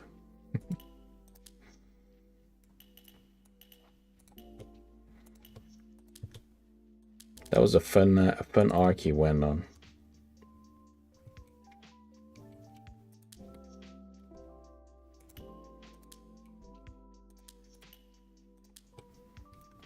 Fun little side quest he did. He actually like reinvigorated Minecraft at that point. I thought there was like this huge player base spike as soon as he did that series. He made Microsoft a lot of money on that one.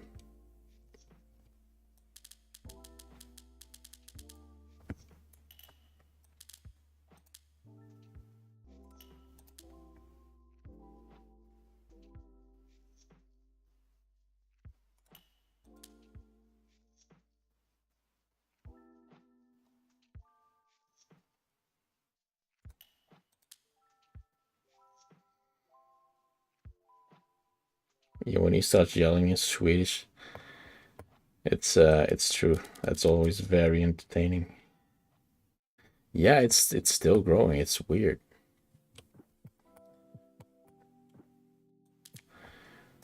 Like Minecraft is just this perfect storm of a game, right?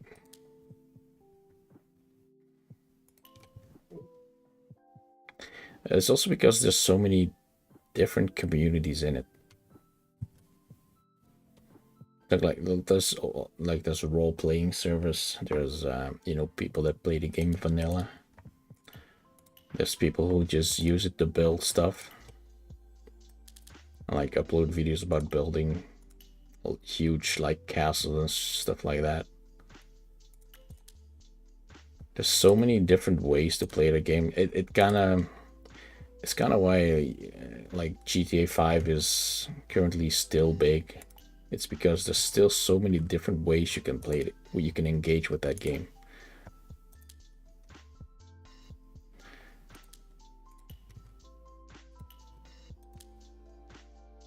Yeah, it just has something for everyone, I guess. And because it's very community driven, then that keeps it big.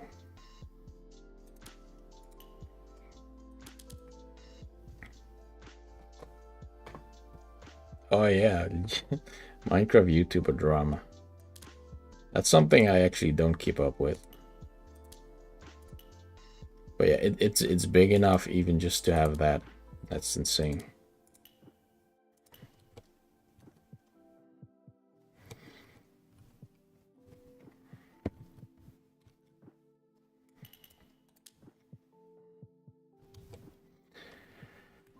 And oddly enough, myself, I never really got into Minecraft. I did buy it, but like, I've never actually finished it. At some point, I just peace out. It's just not the kind of game I can play long term.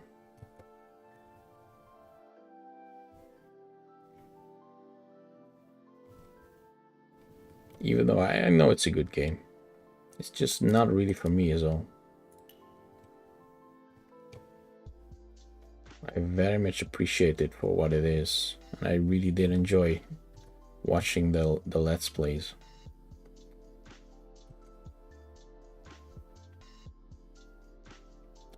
Huh.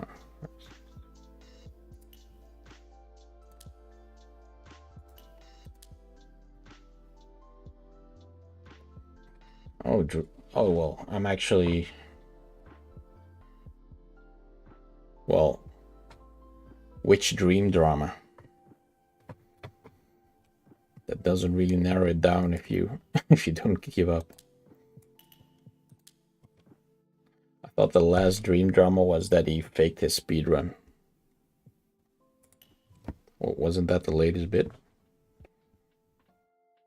Or has he already texted the miner also?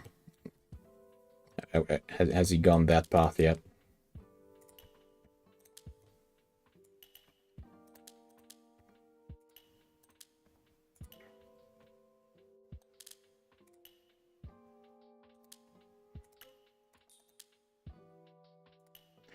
It's weird how texting minors has become the new YouTube drama meta.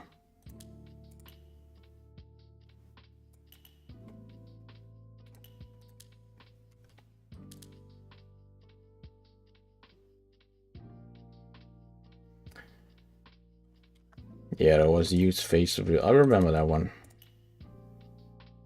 Although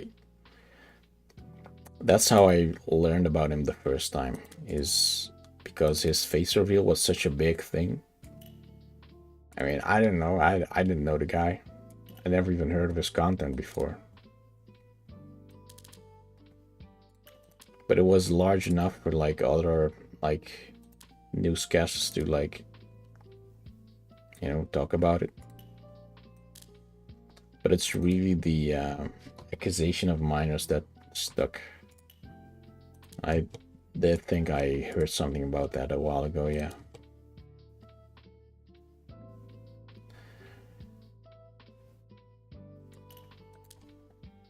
When do people learn that it's not okay? It's such an easy thing to do because you just don't do it. It's easy. Not doing a thing is very easy. Look, I'm doing it right now.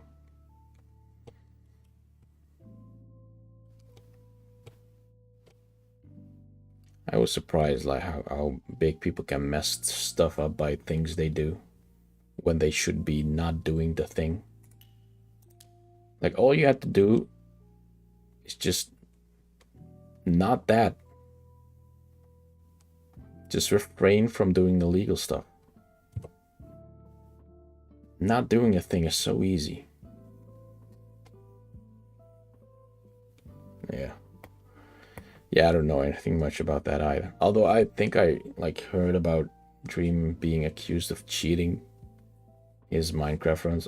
It might have been some other Minecraft YouTuber though, but I thought it was Dream. Where he would edit his game to give him better chances at drop, something like that. There were whole math YouTube channels dedicated to like figuring out how lucky he is of a streamer. Like, does luck explain how many good drops he got in every speedrun he did? And like the consensus was no, it was definitely cheating.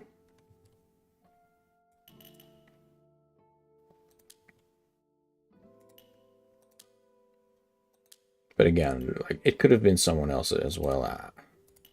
I don't know, man. I don't really care about Dream and this content.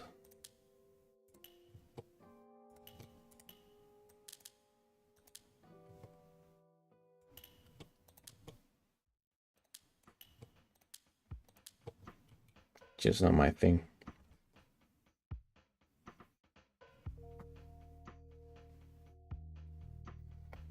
Yeah. Yeah, I actually think that was the latest drama. I for some reason, like chronologically speaking, I thought that was the last thing I heard about him. And it was mostly because I follow this this other YouTube channel, Stand Up Maths by Matt Parker, who is just a crazy entertaining dude who can explain maths to you in a way that's just so entertaining. And he did the maths on the statistics of that video, so that's how I learned about it. It all blends together. I have the same thing with the Illuminati, where there's this collection video of all the stuff she did. I'm like, holy shit, this is a hot mess.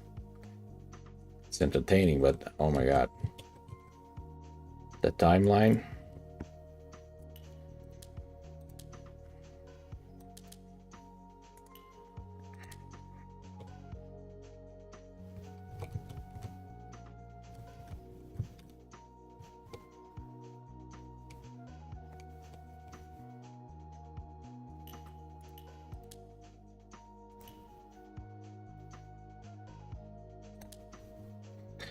Let's just hope I will never be on the receiving end of it.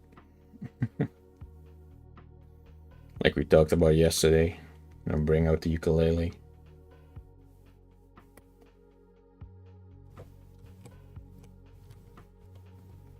But I know I wouldn't ever be on the other side of it because it's really easy to not text any minors. It's probably the easiest thing to do in life.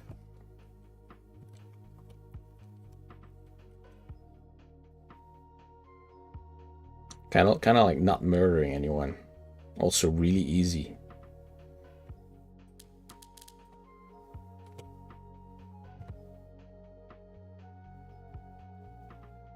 Oh shit.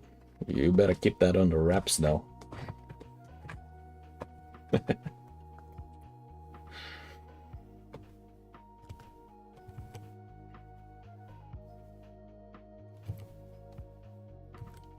I can already see the headlines like this crazy streamer asked a miner if he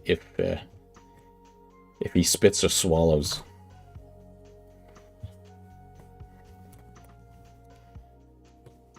Like, bro, there's context to it. Please. Watch the video.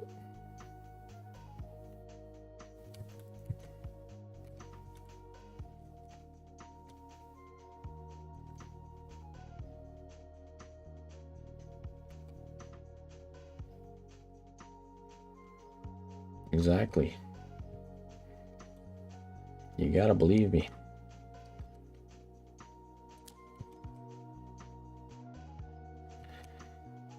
Oh boy.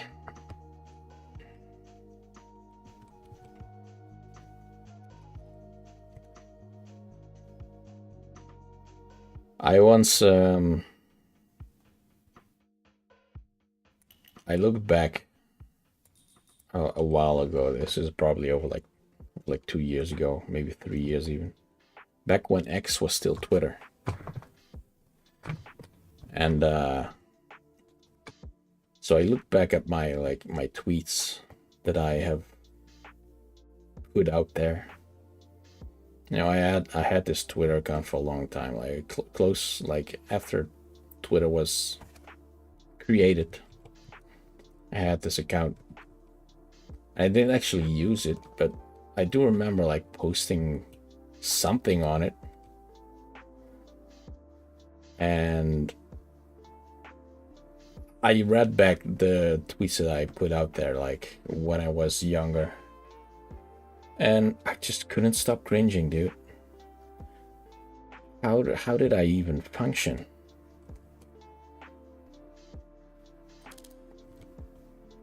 So I found this program that deletes all your tweets, and there you go. I am now officially uncancelable. No weird, edgy teenage tweets anymore. I've grown as a person. It was nothing weird. It was just, you know, asking people how their day was, and, you know, having zero replies, stuff like that. Like complaining about something arbitrary on the news. I don't know. It's a weird thing. Twitter is a weird platform.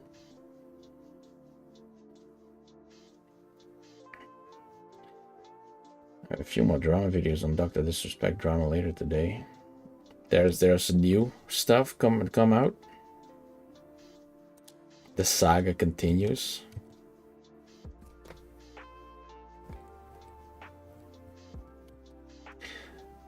Reminds me of this crazy story about this guy who joined a courtroom hearing about his suspended driver's license. And he joined that court while driving a car. And it got like all the headlines because it was so crazy. And then like a few days later, he went out and like told people like, no, y'all got it wrong. I can drive again. It was just a suspension for a certain state, and I could drive again. So all these YouTubers had to now make like rectification videos, right? Like, basically an apology video, like, yo, okay, so this happened. The guy actually like spoke up, and apparently it was just a big mishap in the system, and apparently the legal system is very slow. And this guy got like big reputation damage now. So then we all thought that was the end of it. And like a few days later, then everyone needs to make another video because apparently the guy who said like, no, it's all a mistake, he lied. It was not a mistake. He didn't even own a driver's license. So not only was he like driving a vehicle while not even having a driver's license, he also just lied to everyone to make himself appear better. That was a blast of a story to follow. Like that story was entertaining even after the first arc. Then his redemption arc, and then his light your pants on fire arc. What a fun story that was.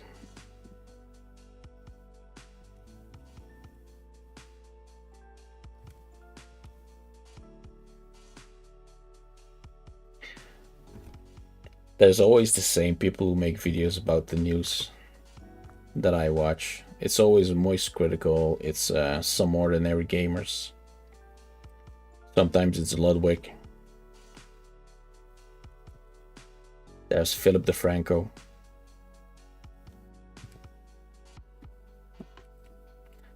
Those guys are my go-tos for the news, because they usually have the most sane reporting. Most, you know, instead of trying to spin a narrative, they just report the crazy shit as it happens. It's true.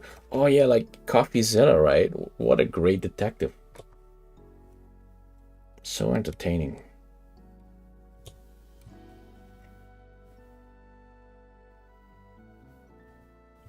Just the fact that we are privileged to have like these great people making content. Insane. You don't get that stuff on TV.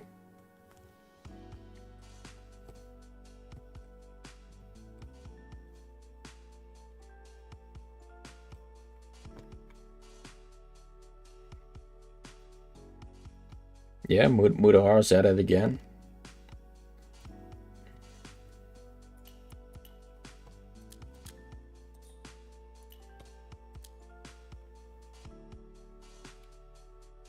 I like how Moist Critical reports the news, because he's always, you know, has this dry humor. You can't help but love the guy. Like, something it feels like he scripts his videos, because he like throws out these one-liners that are just insanely hilarious, and then he says it with such with this straight face, like he doesn't just realize he just dropped the greatest joke ever.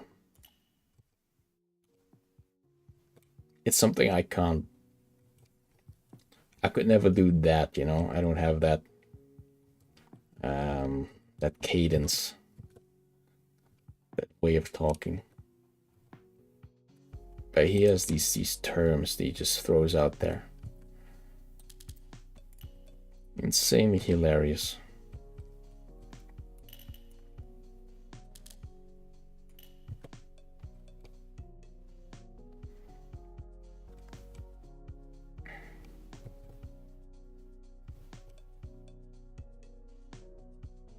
Yeah, he does. So I watched this CoffeeZilla, or Voidzilla nowadays, video. The was today or yesterday, where Boogie2988 dropped a crypto scam. Now Boogie2988, that's an old school YouTuber, guy who I actually at some point respected. Boy, how he has fallen off. He has fallen off so bad.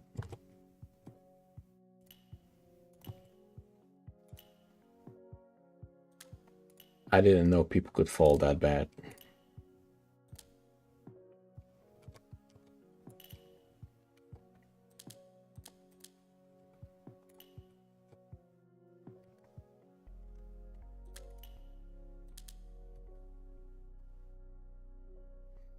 Oh yeah, so Boogie used to be this fun channel that did like game reviews. Always, joked about his weight. Always like always in for a laugh. Always had this very sane takes on the news, stuff like that. Kind of used to be like a news channel at some point as well. And then somehow his wife left him, and that caused him to go in this like downwards self-loathing, hating spiral, where he started just hating on shitting on everything. And then of course, there's some alleged minor accusations, but never proven.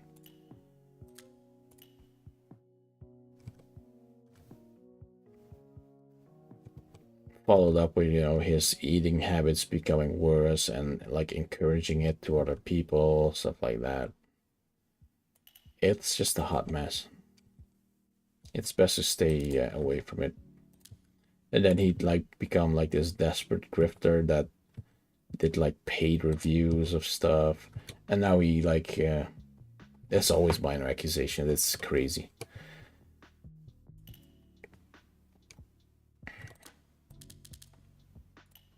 Trying to break the cycle here,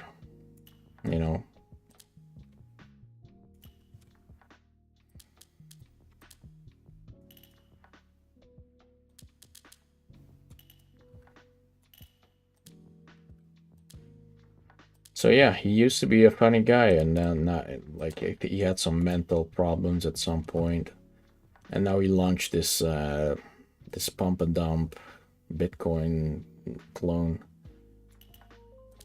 And like all of his fans, or he has his fans, that will always stand by him no matter what. So they bought into it, and then they got scammed. Ugh. Makes me tired just thinking about him now. He's fallen off so bad.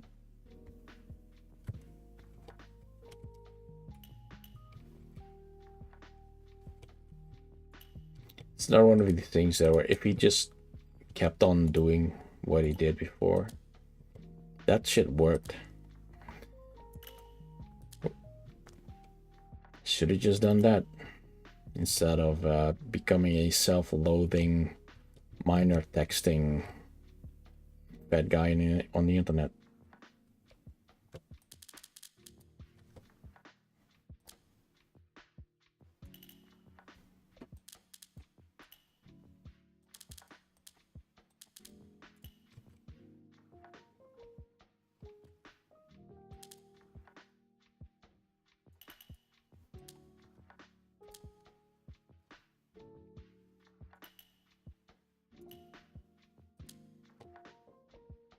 I remember the same thing happened with James Charles. Texted the miner. Shane Dawson had contact with miners.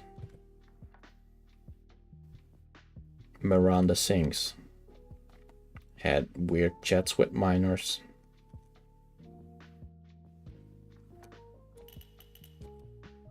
Like, does YouTube, being like YouTube famous, does that breed pedophilia in some sort of fucked up way?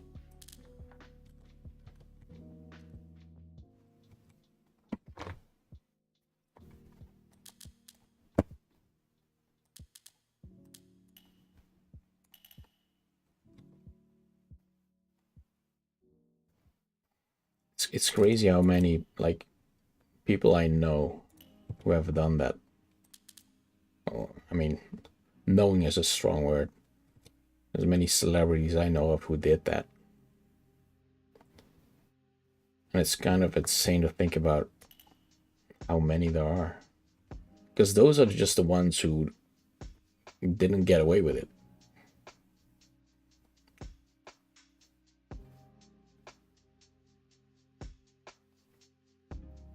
Yeah, you think so, right? It's like they don't it's like they don't appreciate what they got, or like the power gets to their head. I don't know, man. Something about how power corrupts.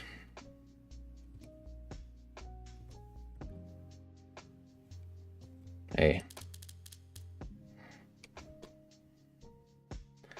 Maybe in a year from now, when I'm YouTube famous, I'll figure out why.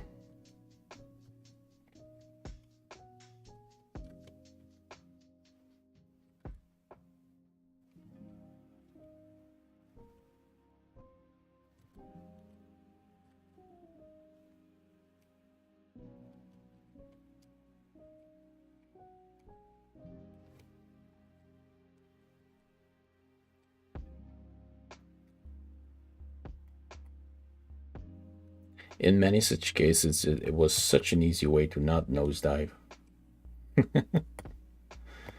I just wait till I get an expose video on me. It's almost a shame if I don't.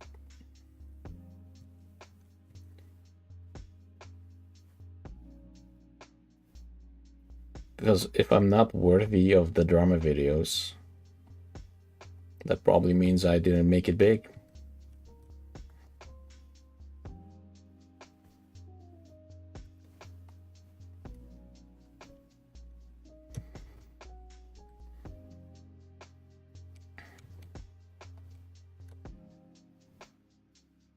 So there's a lot of people who do crazy stuff in order to stay relevant. Maybe something like that.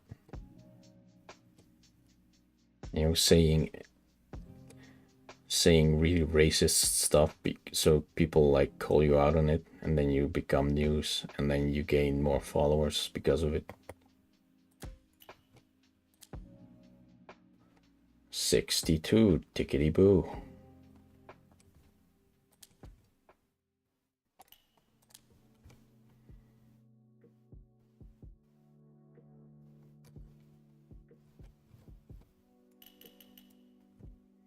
But again, I don't know, man. To me, it's just so easy to not fuck up.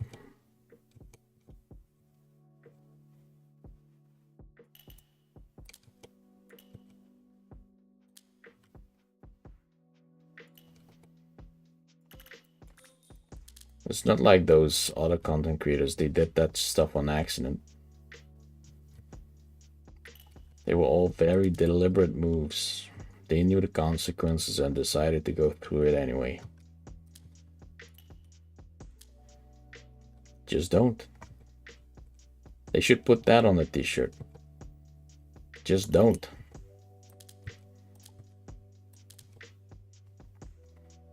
Literal brainworms.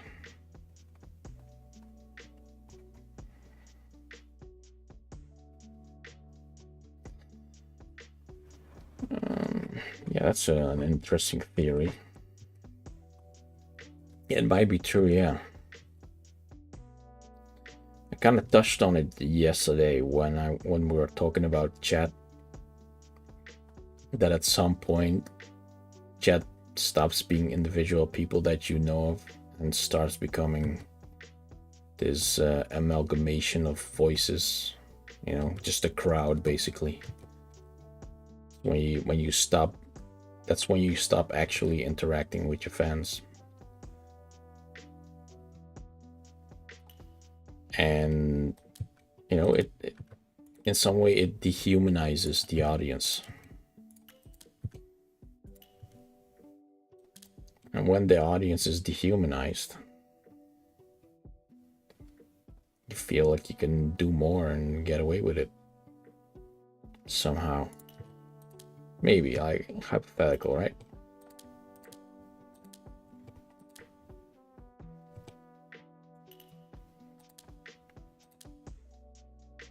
Like, you wouldn't ask a single person to, like, do some fucked up shit. But if you just, you know, throw a suggestion into the crowd, it feels less personal. I don't know. You might be onto something there, Pink Red.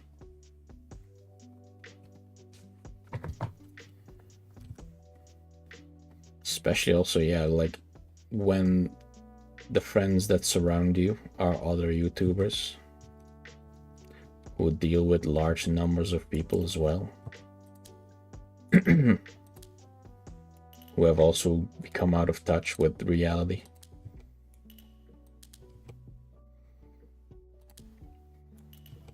Yeah, when money becomes a little bit more abstract because you can just buy everything you want.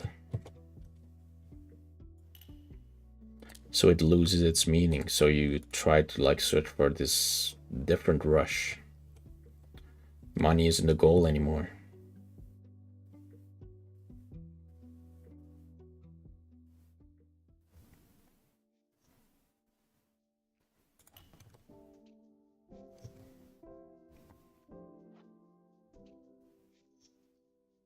That's true. I can always count on you.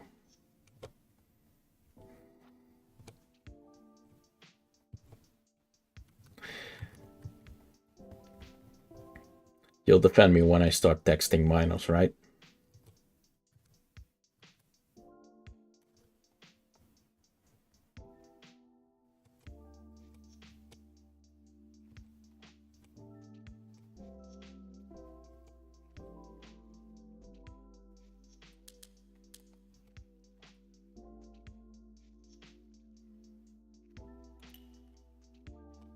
Imagine clipping that and getting canceled because of that joke. Full context, that was a joke.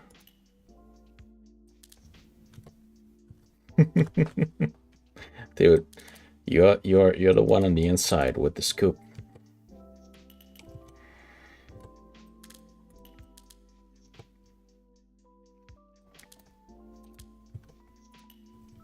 Betrayed. Such betrayal.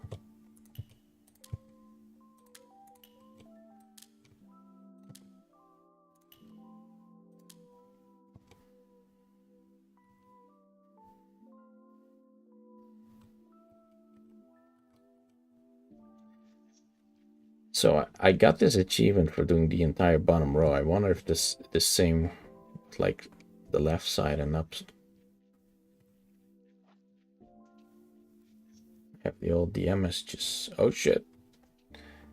You've got the receipts.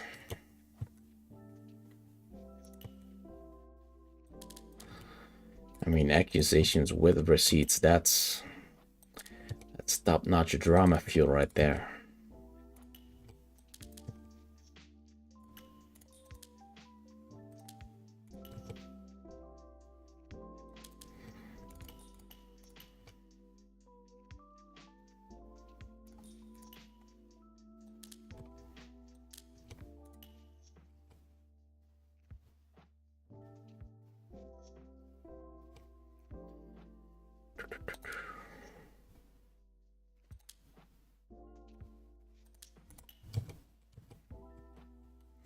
Here, let's get the left side done.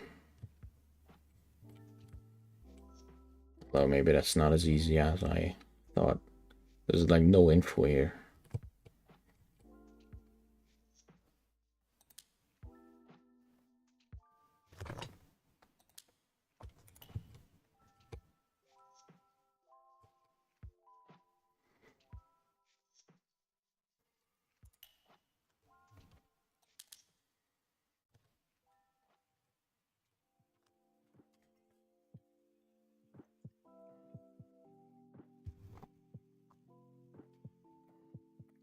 Yeah, can't just focus on the side like that.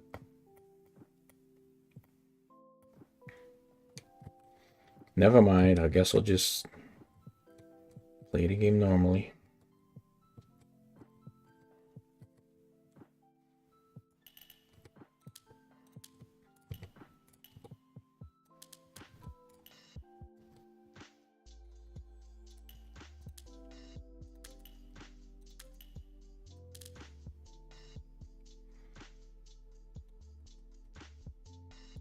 So I actually heard that CoffeeZilla has released like a mini movie about himself, something like that. So I have to watch that one.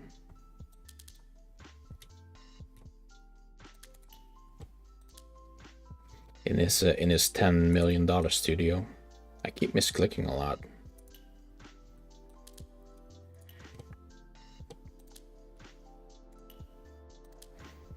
I wonder what that's all about.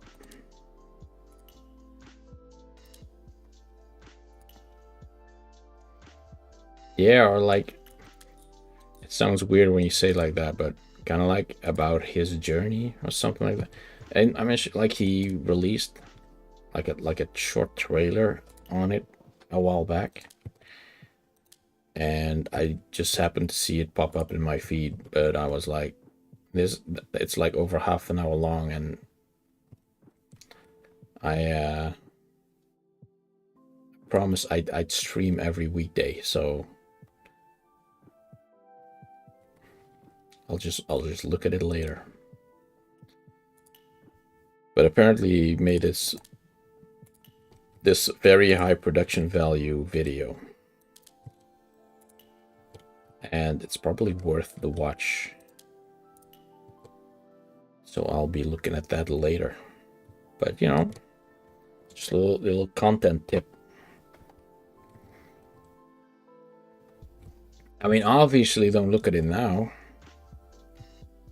This is Minesweeper with Axel all the time.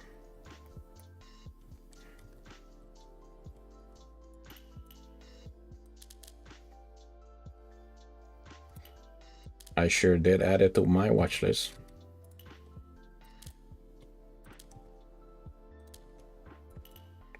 Good feature, by the way.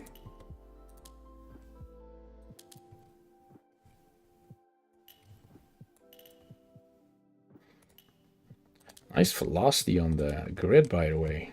We're cooking.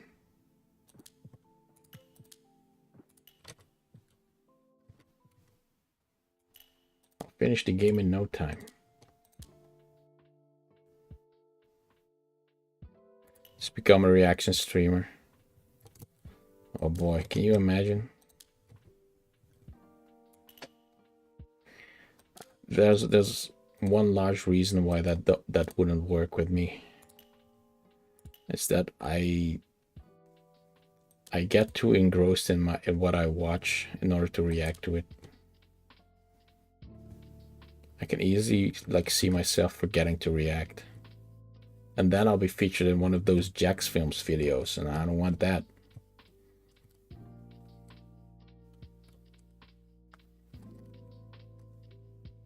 Peter exposed for being a content theft.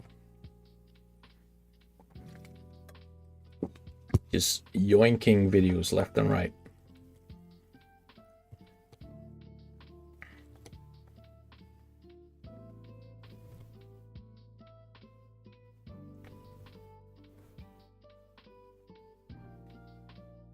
Oh.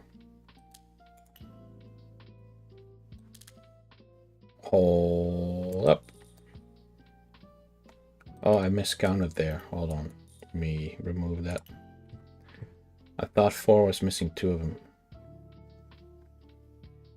Okay, most of the big reactions don't react anyway, and sometimes they just leave the room. I heard like XQC that,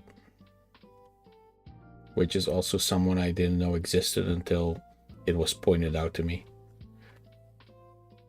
Sometimes I am not ashamed that I don't know some people. Like XQC seems like terrible content to watch. Yeah, so these are free.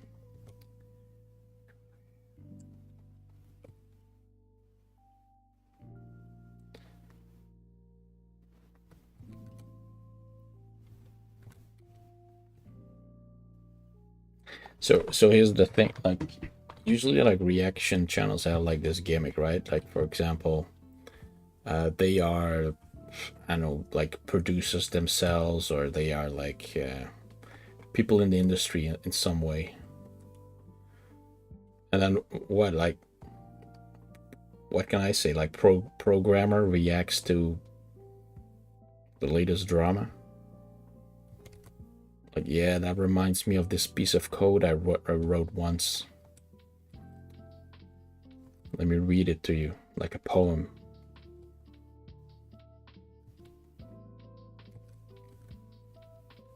I don't know. Maybe I just have a bad, a bad image of myself reacting to things. See, the thing I am confident in is my ability to solve like logic puzzles.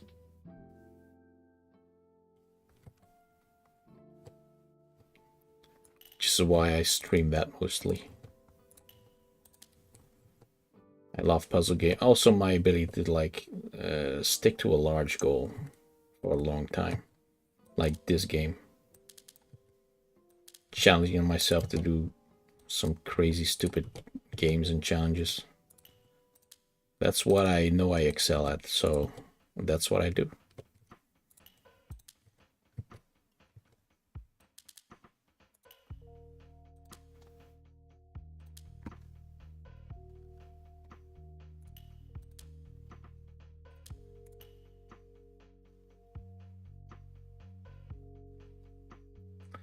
All right.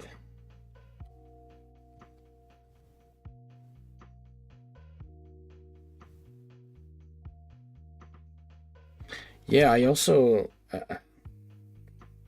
there's a lot of videos about countries as well that elicit a lot of reaction videos. I've noticed this pattern where hey, welcome, Smajet. I noticed this pattern, like for example, like I'm from the Netherlands and we have this crazy like dike system, and people make videos about that, but there's so many like channels that react to it because you kind of like it when people from different countries learn about your own country. For some reason, that's, I don't know, you kind of hope they get like a good impression from wherever it is you live. That's kind of how that works. So there's this huge meta where you can watch videos of people reacting to stuff about your own country.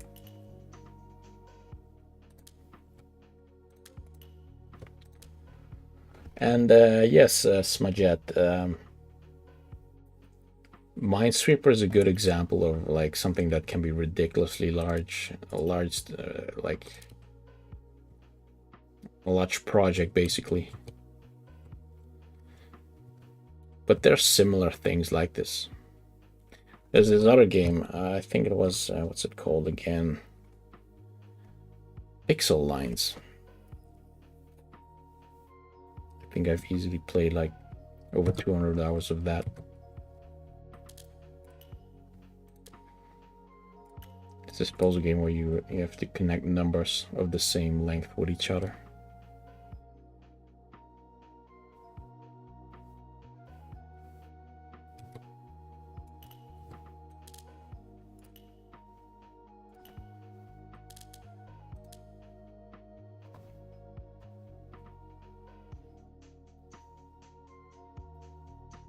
Yeah, exactly. There's a lot of content like that.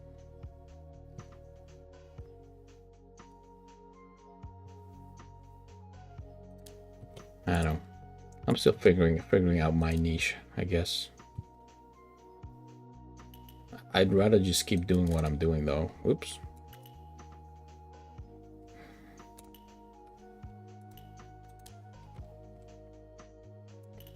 Because like usually it doesn't really matter what you do. There's always like people who are into it. You just need to be discovered first. I suppose that's the hard part.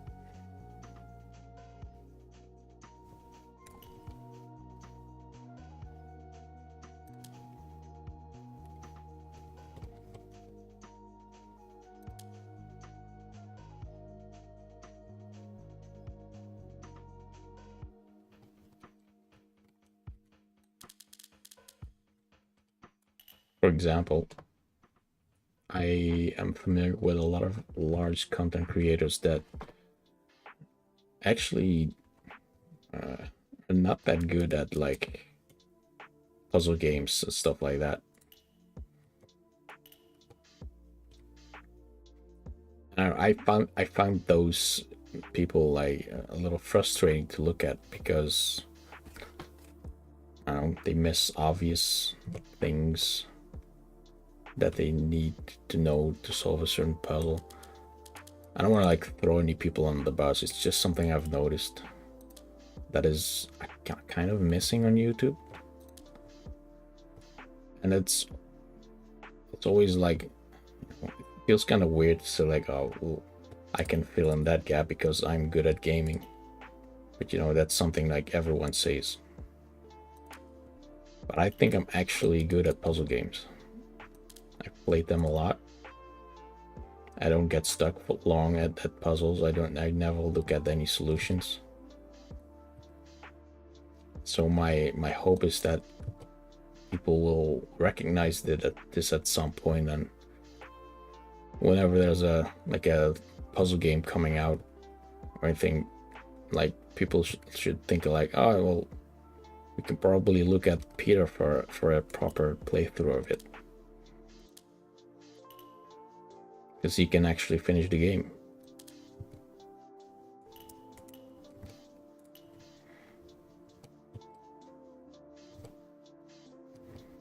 No, I just want to play to my strengths basically,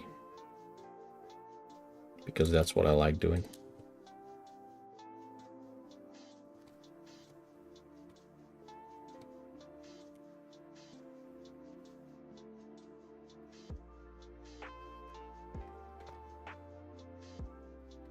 Yeah, see, there's probably someone, you know, something for everyone.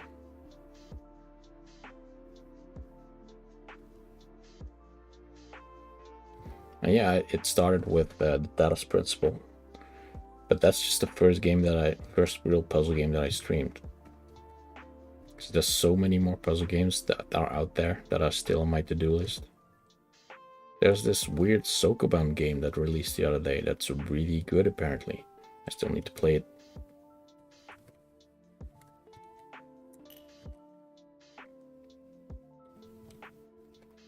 It's kind of like an open world Sokoban game.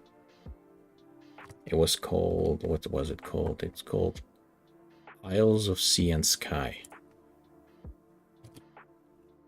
And it's apparently this really good, interesting Sokoban puzzler. I'll probably play that next.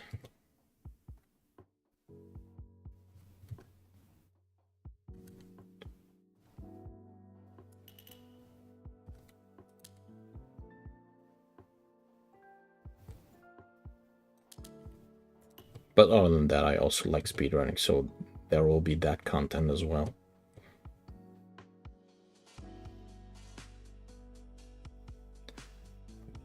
And,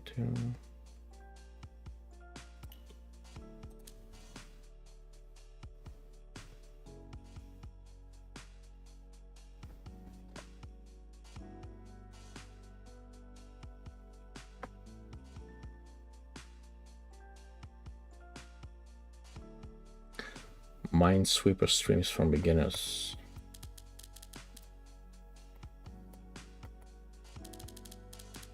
See, this like take Portal for example. Portal is a good fun game, but I don't know, I find it frustrating to see people who are bad at the game play it, because they like kind of like artificially lengthens the video.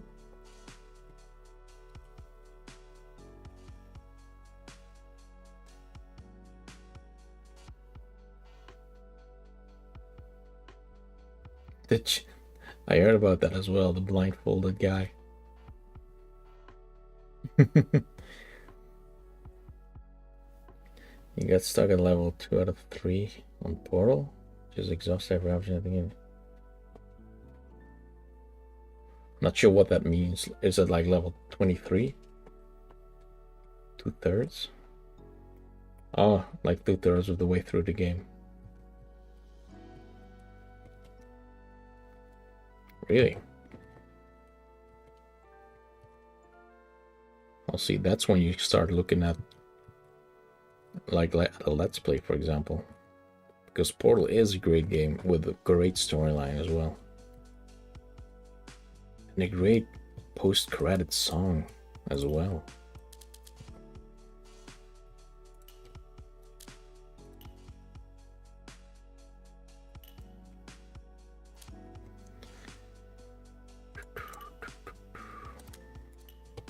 Definitely worth the play. You know what, if I can be that place where, I know when Portal 3 comes out and it's too hard for people to finish, then I will have like a Let's Play ready of someone who is actually very competent with a portal gun, because I played a lot of like user created portal levels and I can probably breeze through it and explain exactly my line of thinking while I solve the puzzles. That's kind of the content that I like making the most. Because with the Talos Principle, I did the same. I kind of like kept on saying my thought process while I solved the puzzles, which helped a lot with like the engagement. Because I'm not just sitting there in silence thinking.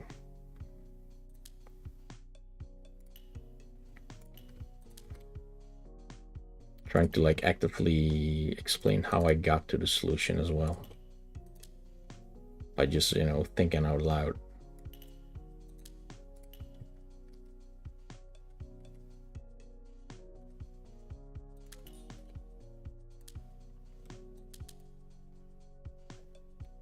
See how like this 2 doesn't still lit up even though everything surrounded it is filled in.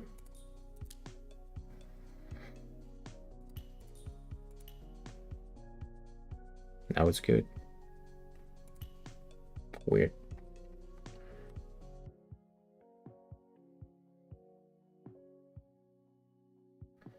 It feels so nice to look at though, like can't beat a level that early without help. See, like most of the times with stuff like that, it's just a misunderstanding of the base mechanics. For example, you might misunderstand what the portals do, which is the reason why you don't get the solution.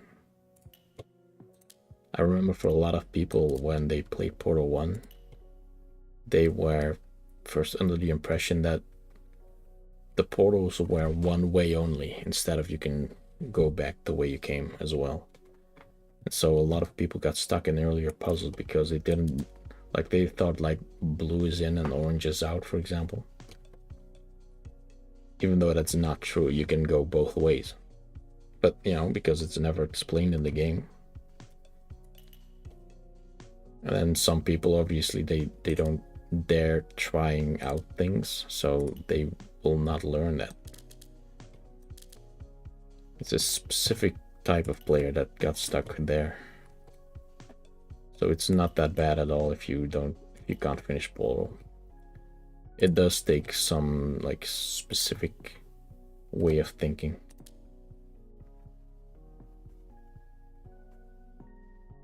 I think I really do understand how portals work though, and I fired the portal at every remote relevant. I mean, I don't know what to tell you.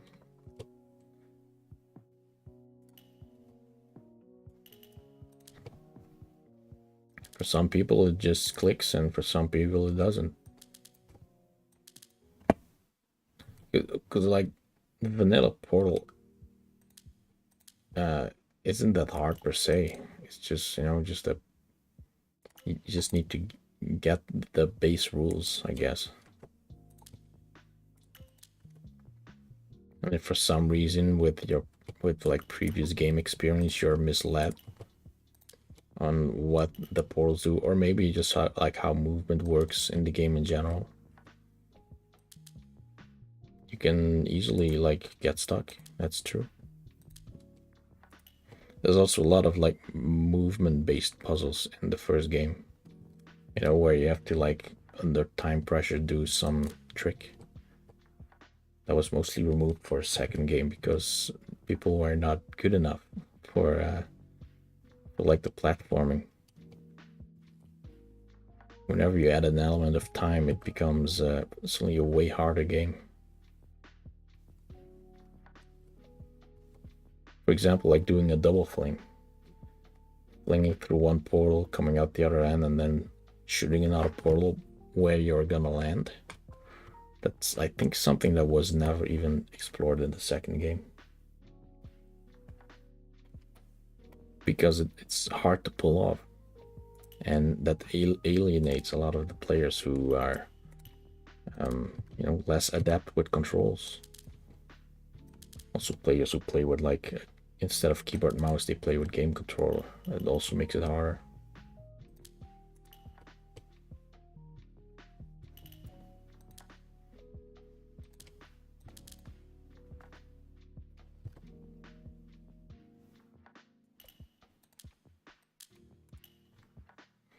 But there's no reason to feel shame for it.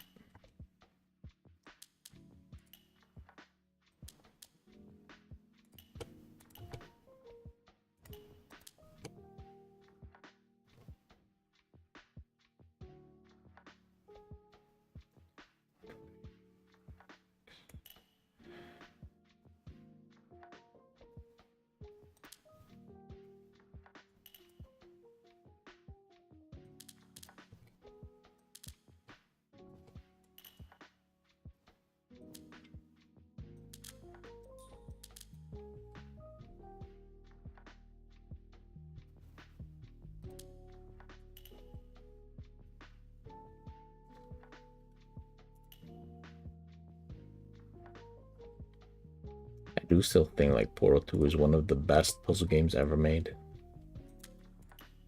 In terms of like production value, puzzles, and story, it all just lines up to be the best version of Portal. And I think it's easier than the first one, even though it's way longer. Something about the difficulty curve being very gradual, so you'll never be really stuck.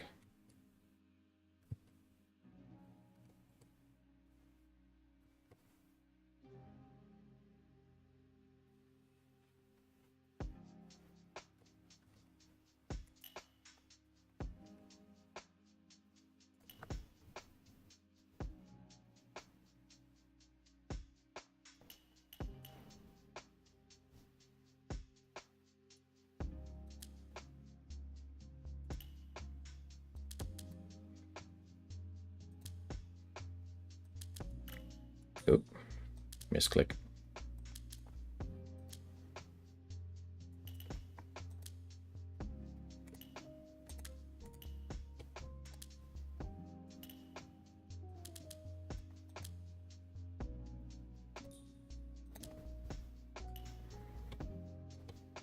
I got some good velocity going, but I'm working at an angle that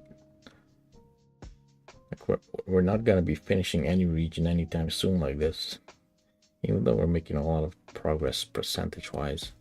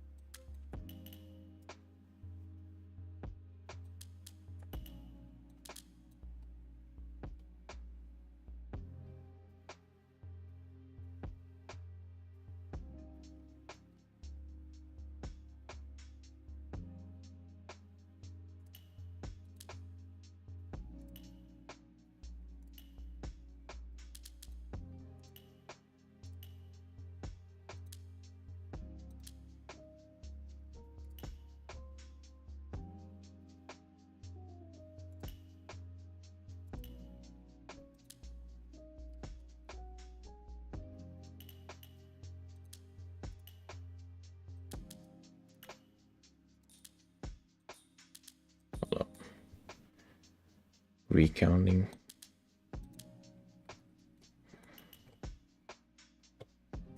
I'm glad so far whenever I made a mistake, I luckily found out immediately after. You can imagine like making a mistake in one of those large pieces here. That's devastating if you find out pretty late.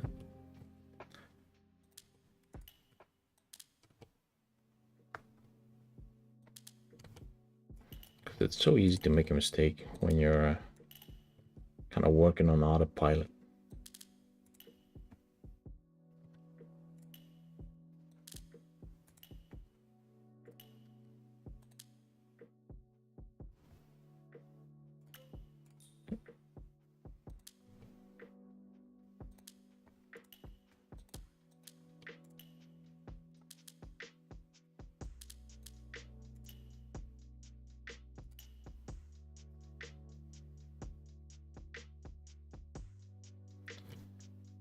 We are getting there.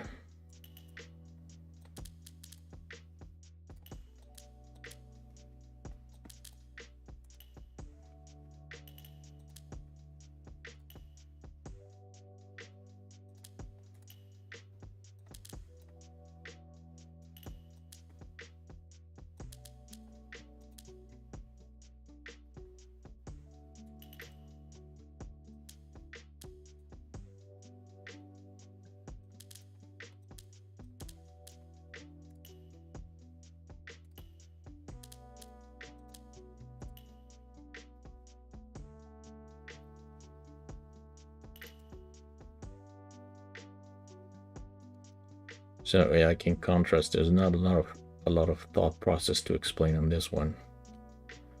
It's basically just apply the same rules every time and slowly just start seeing all of the patterns, like every possible combination of like white squares, like how many those are. Because I remember in the beginning of playing this game, I had to like count a lot of the squares by hand, and at some point you just start recognizing how many white squares any 3x3 area composes of. So like the first 10% probably took the same as like the last 25%.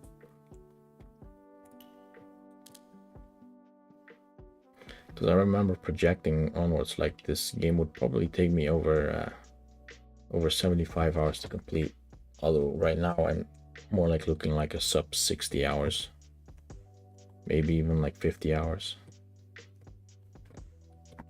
Because I simply got faster at it. Oh, wait, that's not done. Oh, it's just this.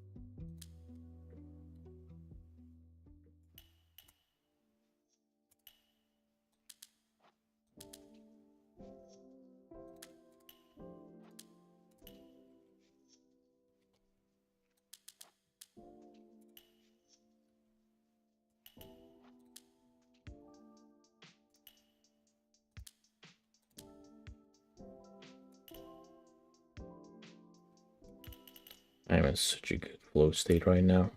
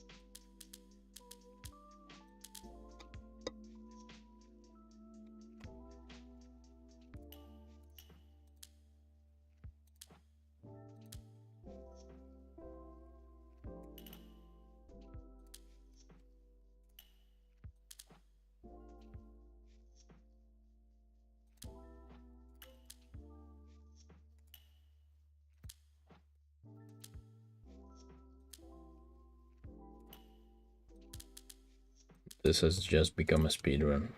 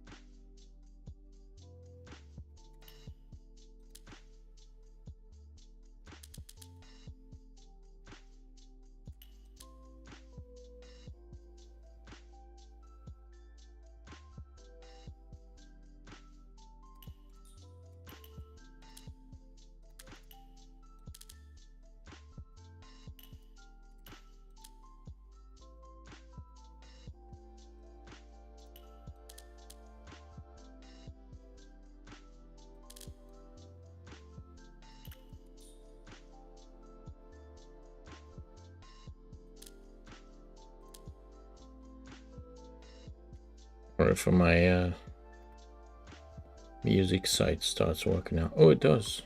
Okay, hold on.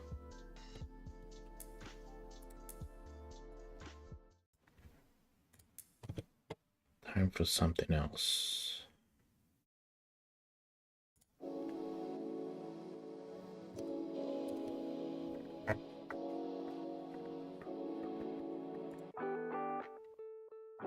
Hell yeah. Let's get some variety in there.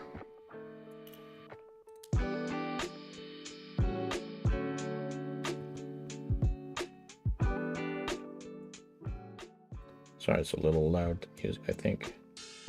Dude. Oh no, it's almost 3 a.m. Guys, you'll never guess what happens when we reach 3 a.m. You'll never know. You'll never guess what happens. You gotta watch till the end.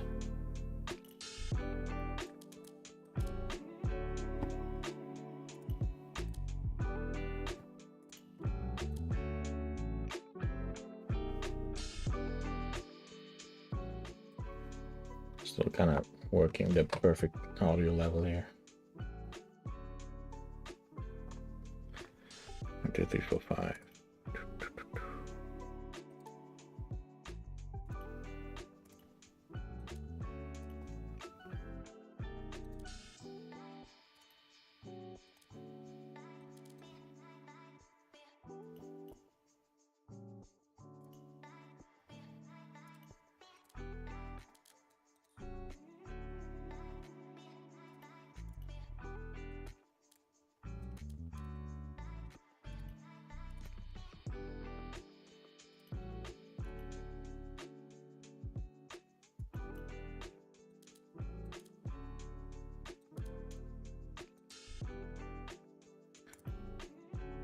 Kind of thinking in my head, like, why did those 3 a.m. challenge just ever become popular? Like, thinking back at it, it's such a stupid concept.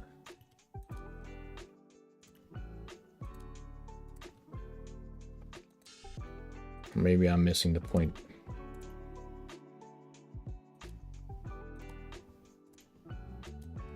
Maybe it was all bad by design.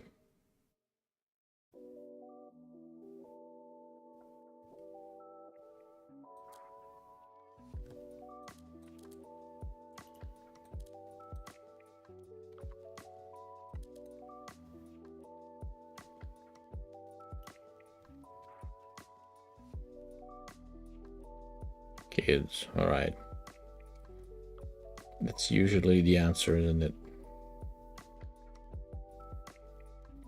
They're very very reliable consumer.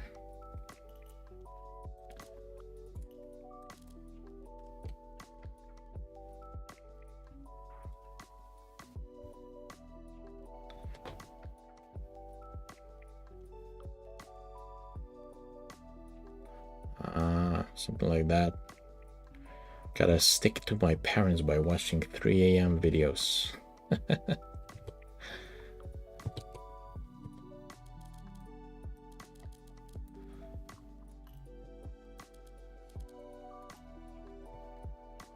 Oh wow, we actually was that the entire site.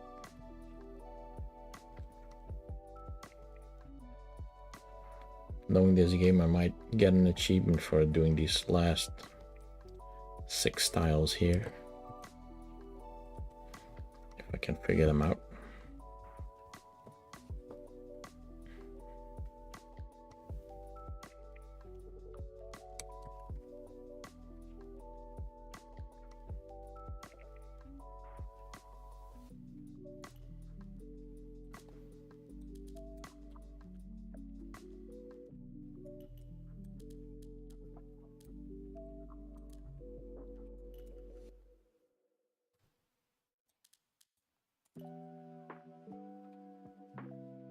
Almost there.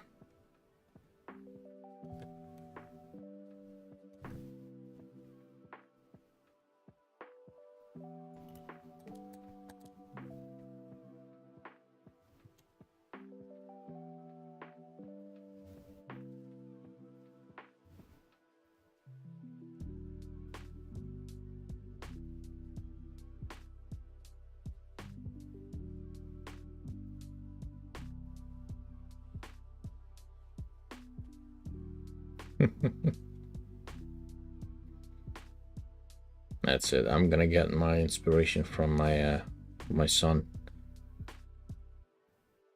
Whenever he likes something, I'll just make that content. Kids know what's popular.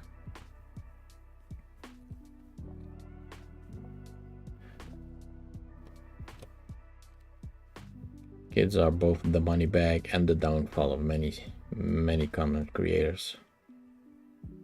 It's like they run the platform or something.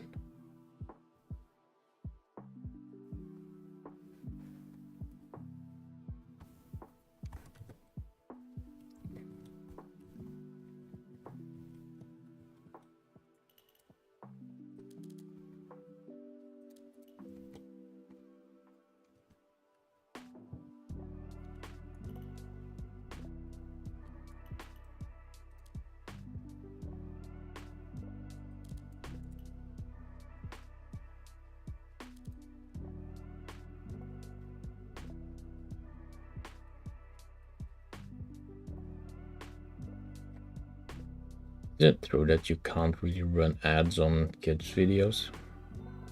So it's gotta be like adult YouTube, but then for kids. So like they gotta be YouTube, like videos catered toward kids, but not flagged as kid content. I think that's how it works. Because if you actually make something that's just for kids, it does not get like ads on it.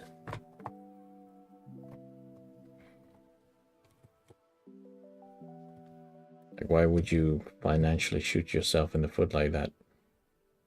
So I'm pretty sure I've seen those videos on like actual YouTube.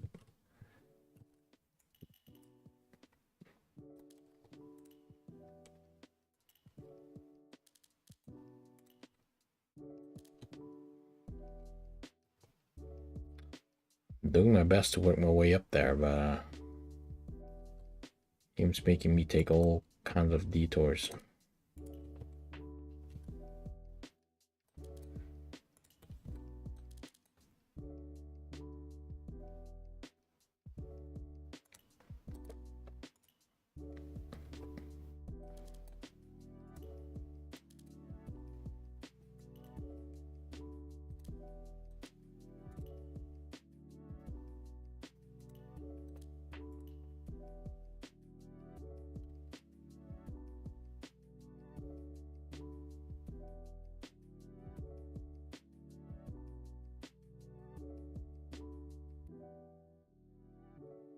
Oh, yeah, because I got this little toggle whenever I upload a video. Whether it's actually content made for kids, because that means it shows up in the YouTube for Kids app. I don't think it like has to have kids in it for it to be flagged like that. I think there's like a lot of like those family vloggers that have loads of kids in their videos and they still monetize their shit. I think that's true.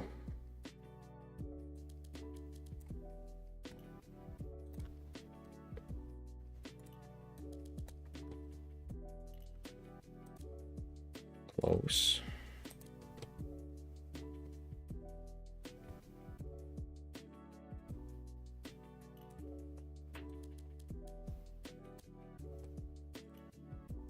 Almost.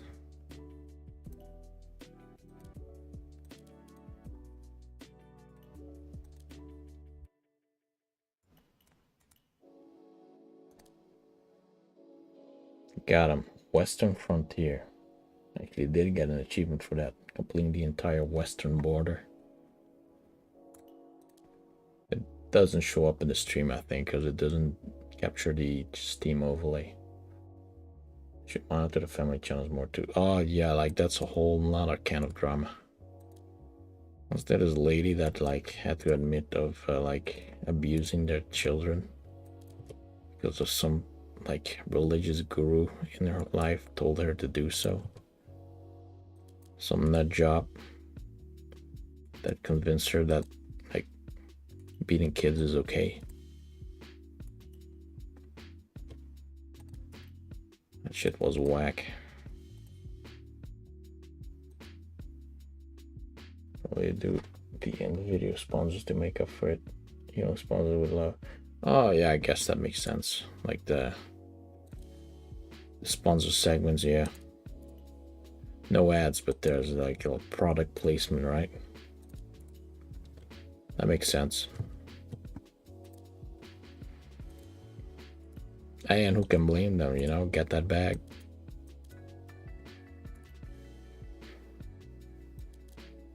I'm still waiting for my first sponsor.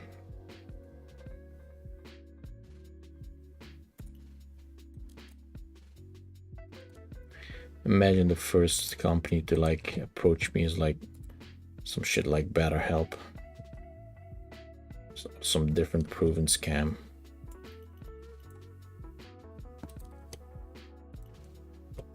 Like, what's the price tag on my ethics?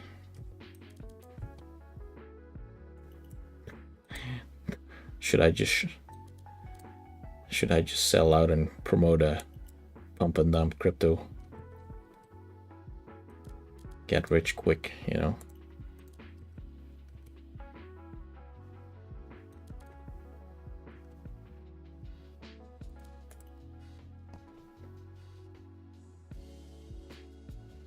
Is that so? I didn't know that.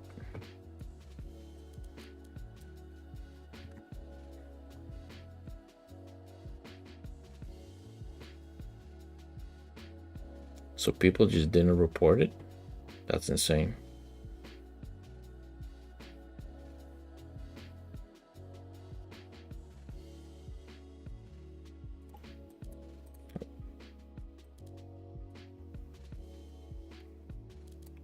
Was it not obvious then?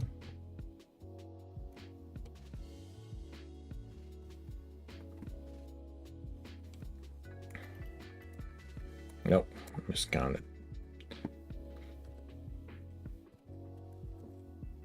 So I can only assume like maybe it was just not that clear and dry, you know? Maybe just a casual mention in the background.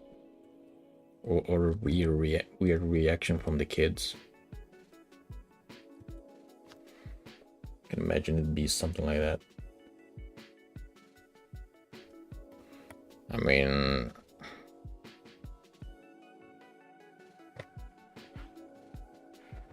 I can get some free promotion by starring on one of those CoffeeZilla videos as well.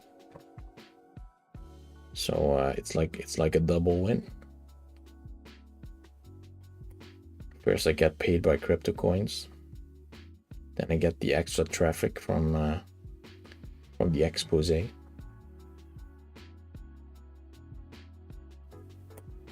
The money prints itself, basically.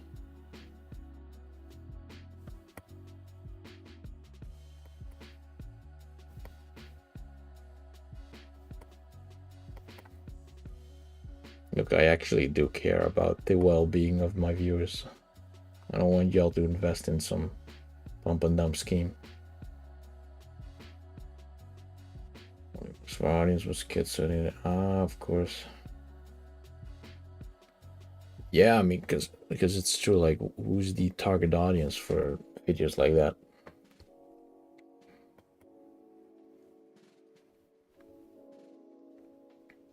Something to keep in mind.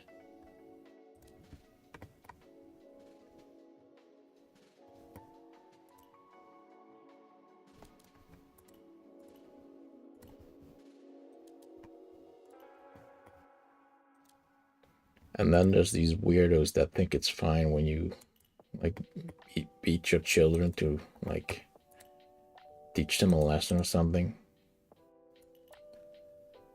Because it's well, I would gladly say it's an unpopular opinion that beating your kids is a fine thing to do, but many people still think that, like, when they deserve it. A lot of people will like rationalize it away, like, well, I got beaten as a child and I turned out fine. The old "I turned out fine" excuse.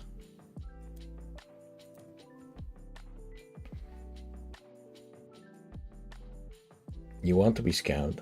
I will. I'll make sure to let you know whenever I'm offered any promotional pump and dump.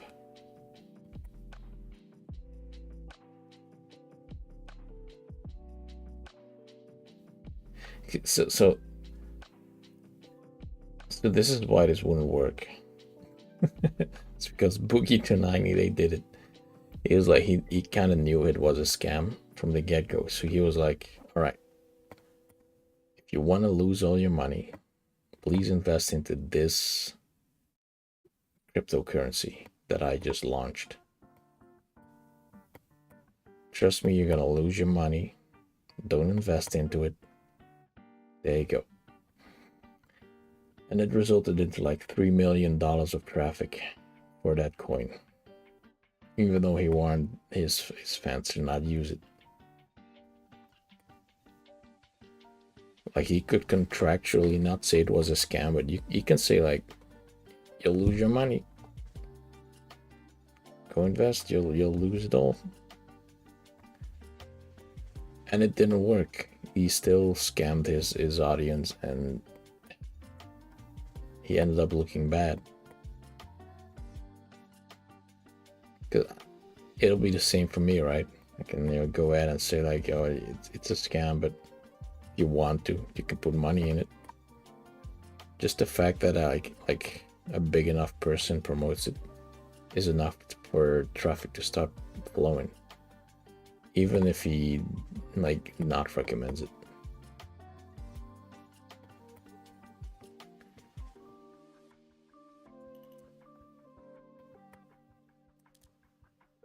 I mean, I blame the audience as well. Like, the fact that people are falling for this in 2024, that's also pretty crazy.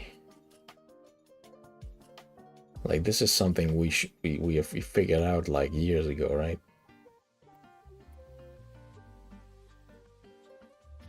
But no, crypto coin scammers are back with a vengeance.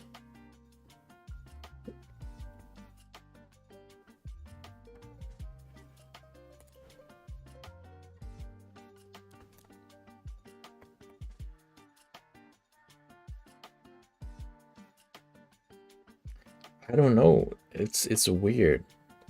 It's like people don't. It's like his fans, like, they try to read between the lines of something that's not even true. Like, he's saying this, but he's just saying that to like cover his own lands legally, right? He actually means we should invest. So I'm gonna put my life savings in here to show him how much of a fan I am, how much I trust him. Maybe that'll talk to me.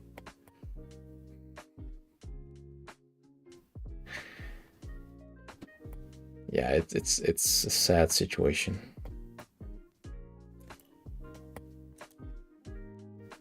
Because, yeah, in a certain way, the victims of such things are usually people who can't really afford to lose it. Because if you can't afford to lose it, you probably won't bother with get-rich-quick schemes. All those crypto and NFT scams only worked because there were so many of the crypto bros who thought it would be the future. Now, yes, and like you would assume that those are now out of the picture, and that like crypto bros have been solved to be like a bad idea, to be bad at financial advice, but they're still big somehow. They still do the thing. They still invest. And at some point, like, how much can you blame the influencer, and how much is just the fault of the audience? In a way, that's something that should be considered, whether someone is actually it's his fault or not. But both can be true.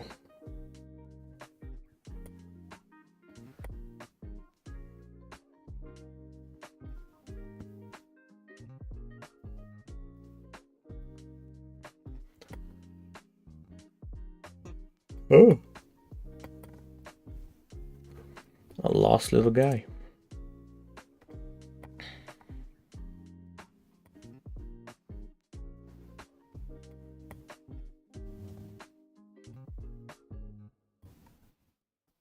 Also, just the idea of NFTs alone. Why did people ever fall for it?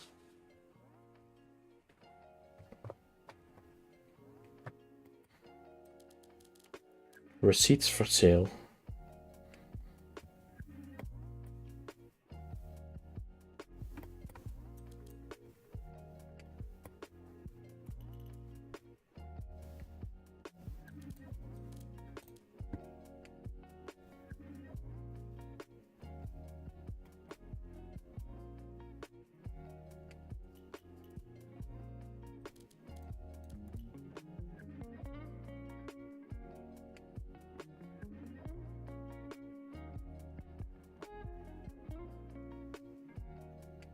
Yeah, I think both can be true. Both can be to blame, for sure.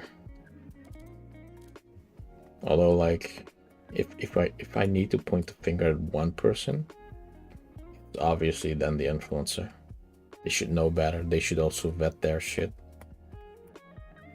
But like, being careful where you put your money is just a good general advice anyway, for those who fall victim to it.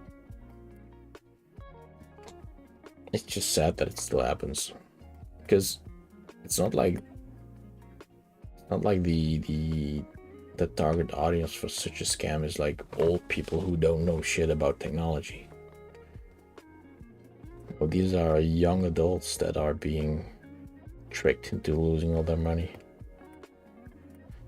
And that's the scary part. Like, I would imagine like our generation being a little bit more smarter than that. But apparently it is not so. Quite a scary thought, actually.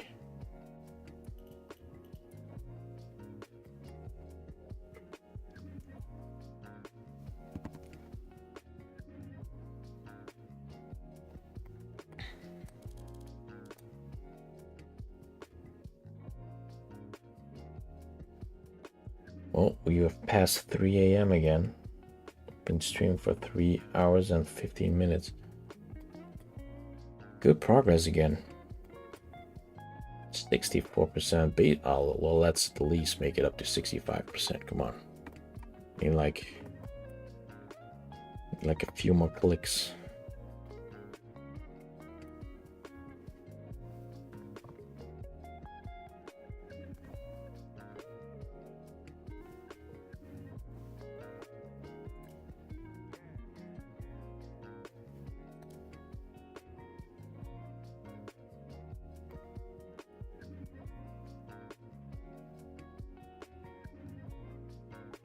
They are to blame the most. He just got paid and promoted it. Yeah, it's like it's. See, the reason why they don't believe in it and never sells it is because they get paid up front.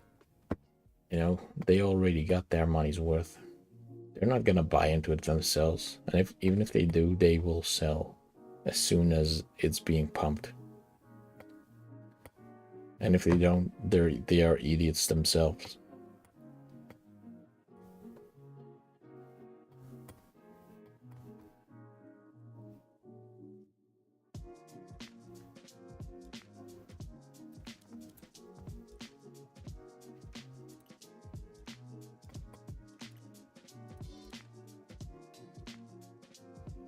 Oh, 65%.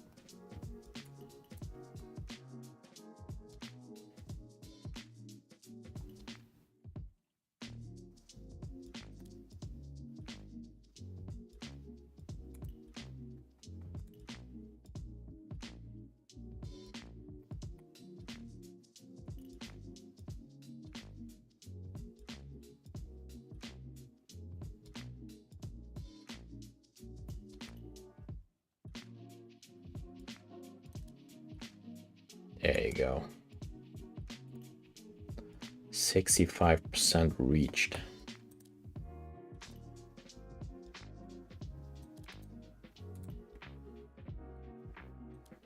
Suppose that's a good spot to stop for today. Again, I'm kind of annoyed that I am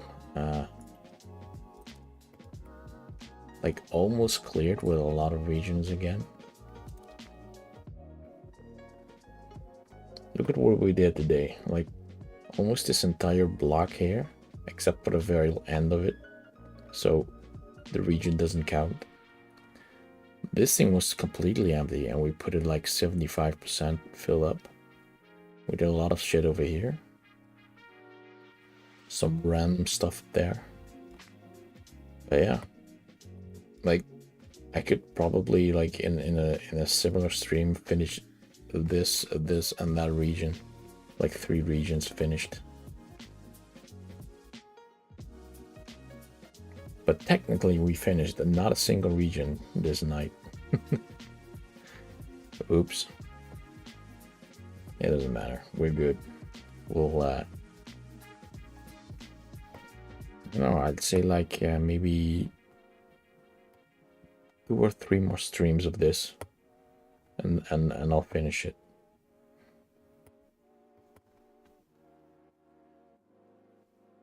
Heck yes. Like I'm getting faster every day, so confident that it's like 2 or 3 more streams. I also played a little bit off stream while working, like waiting for stuff to compile. I have this on the background. That's the upside of being a programmer at home, is that whenever you've got any downtime, you know, may as well make some progress. Either way, hey, thanks for sticking around, Pink Ren, and the rest who's still lurking. I'll be back tomorrow. Tomorrow will be Friday, right?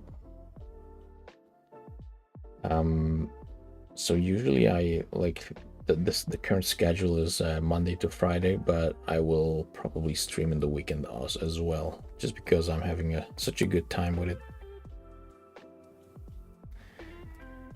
Although I may have to get back to making a video at some point though. I want my YouTube content to stagnate for too long. Maybe I should make a video on this.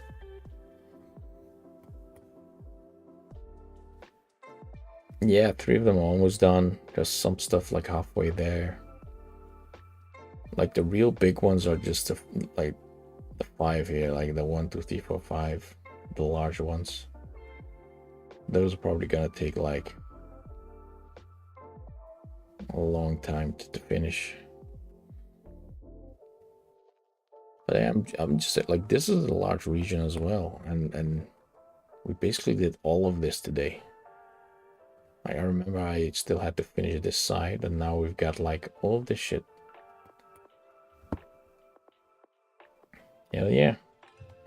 Friday stream, it's gonna be legendary. We're gonna get all the gang together. We'll finally see what's hidden beneath those pictures. Maybe we'll finally figure out what the big deal is with all the aliens. Who knows? Maybe I will swallow some gum. Who knows? Anything can happen. Anyways, I'm gonna call it right there. You have a great rest of your day, and hopefully see you next time. Cheers.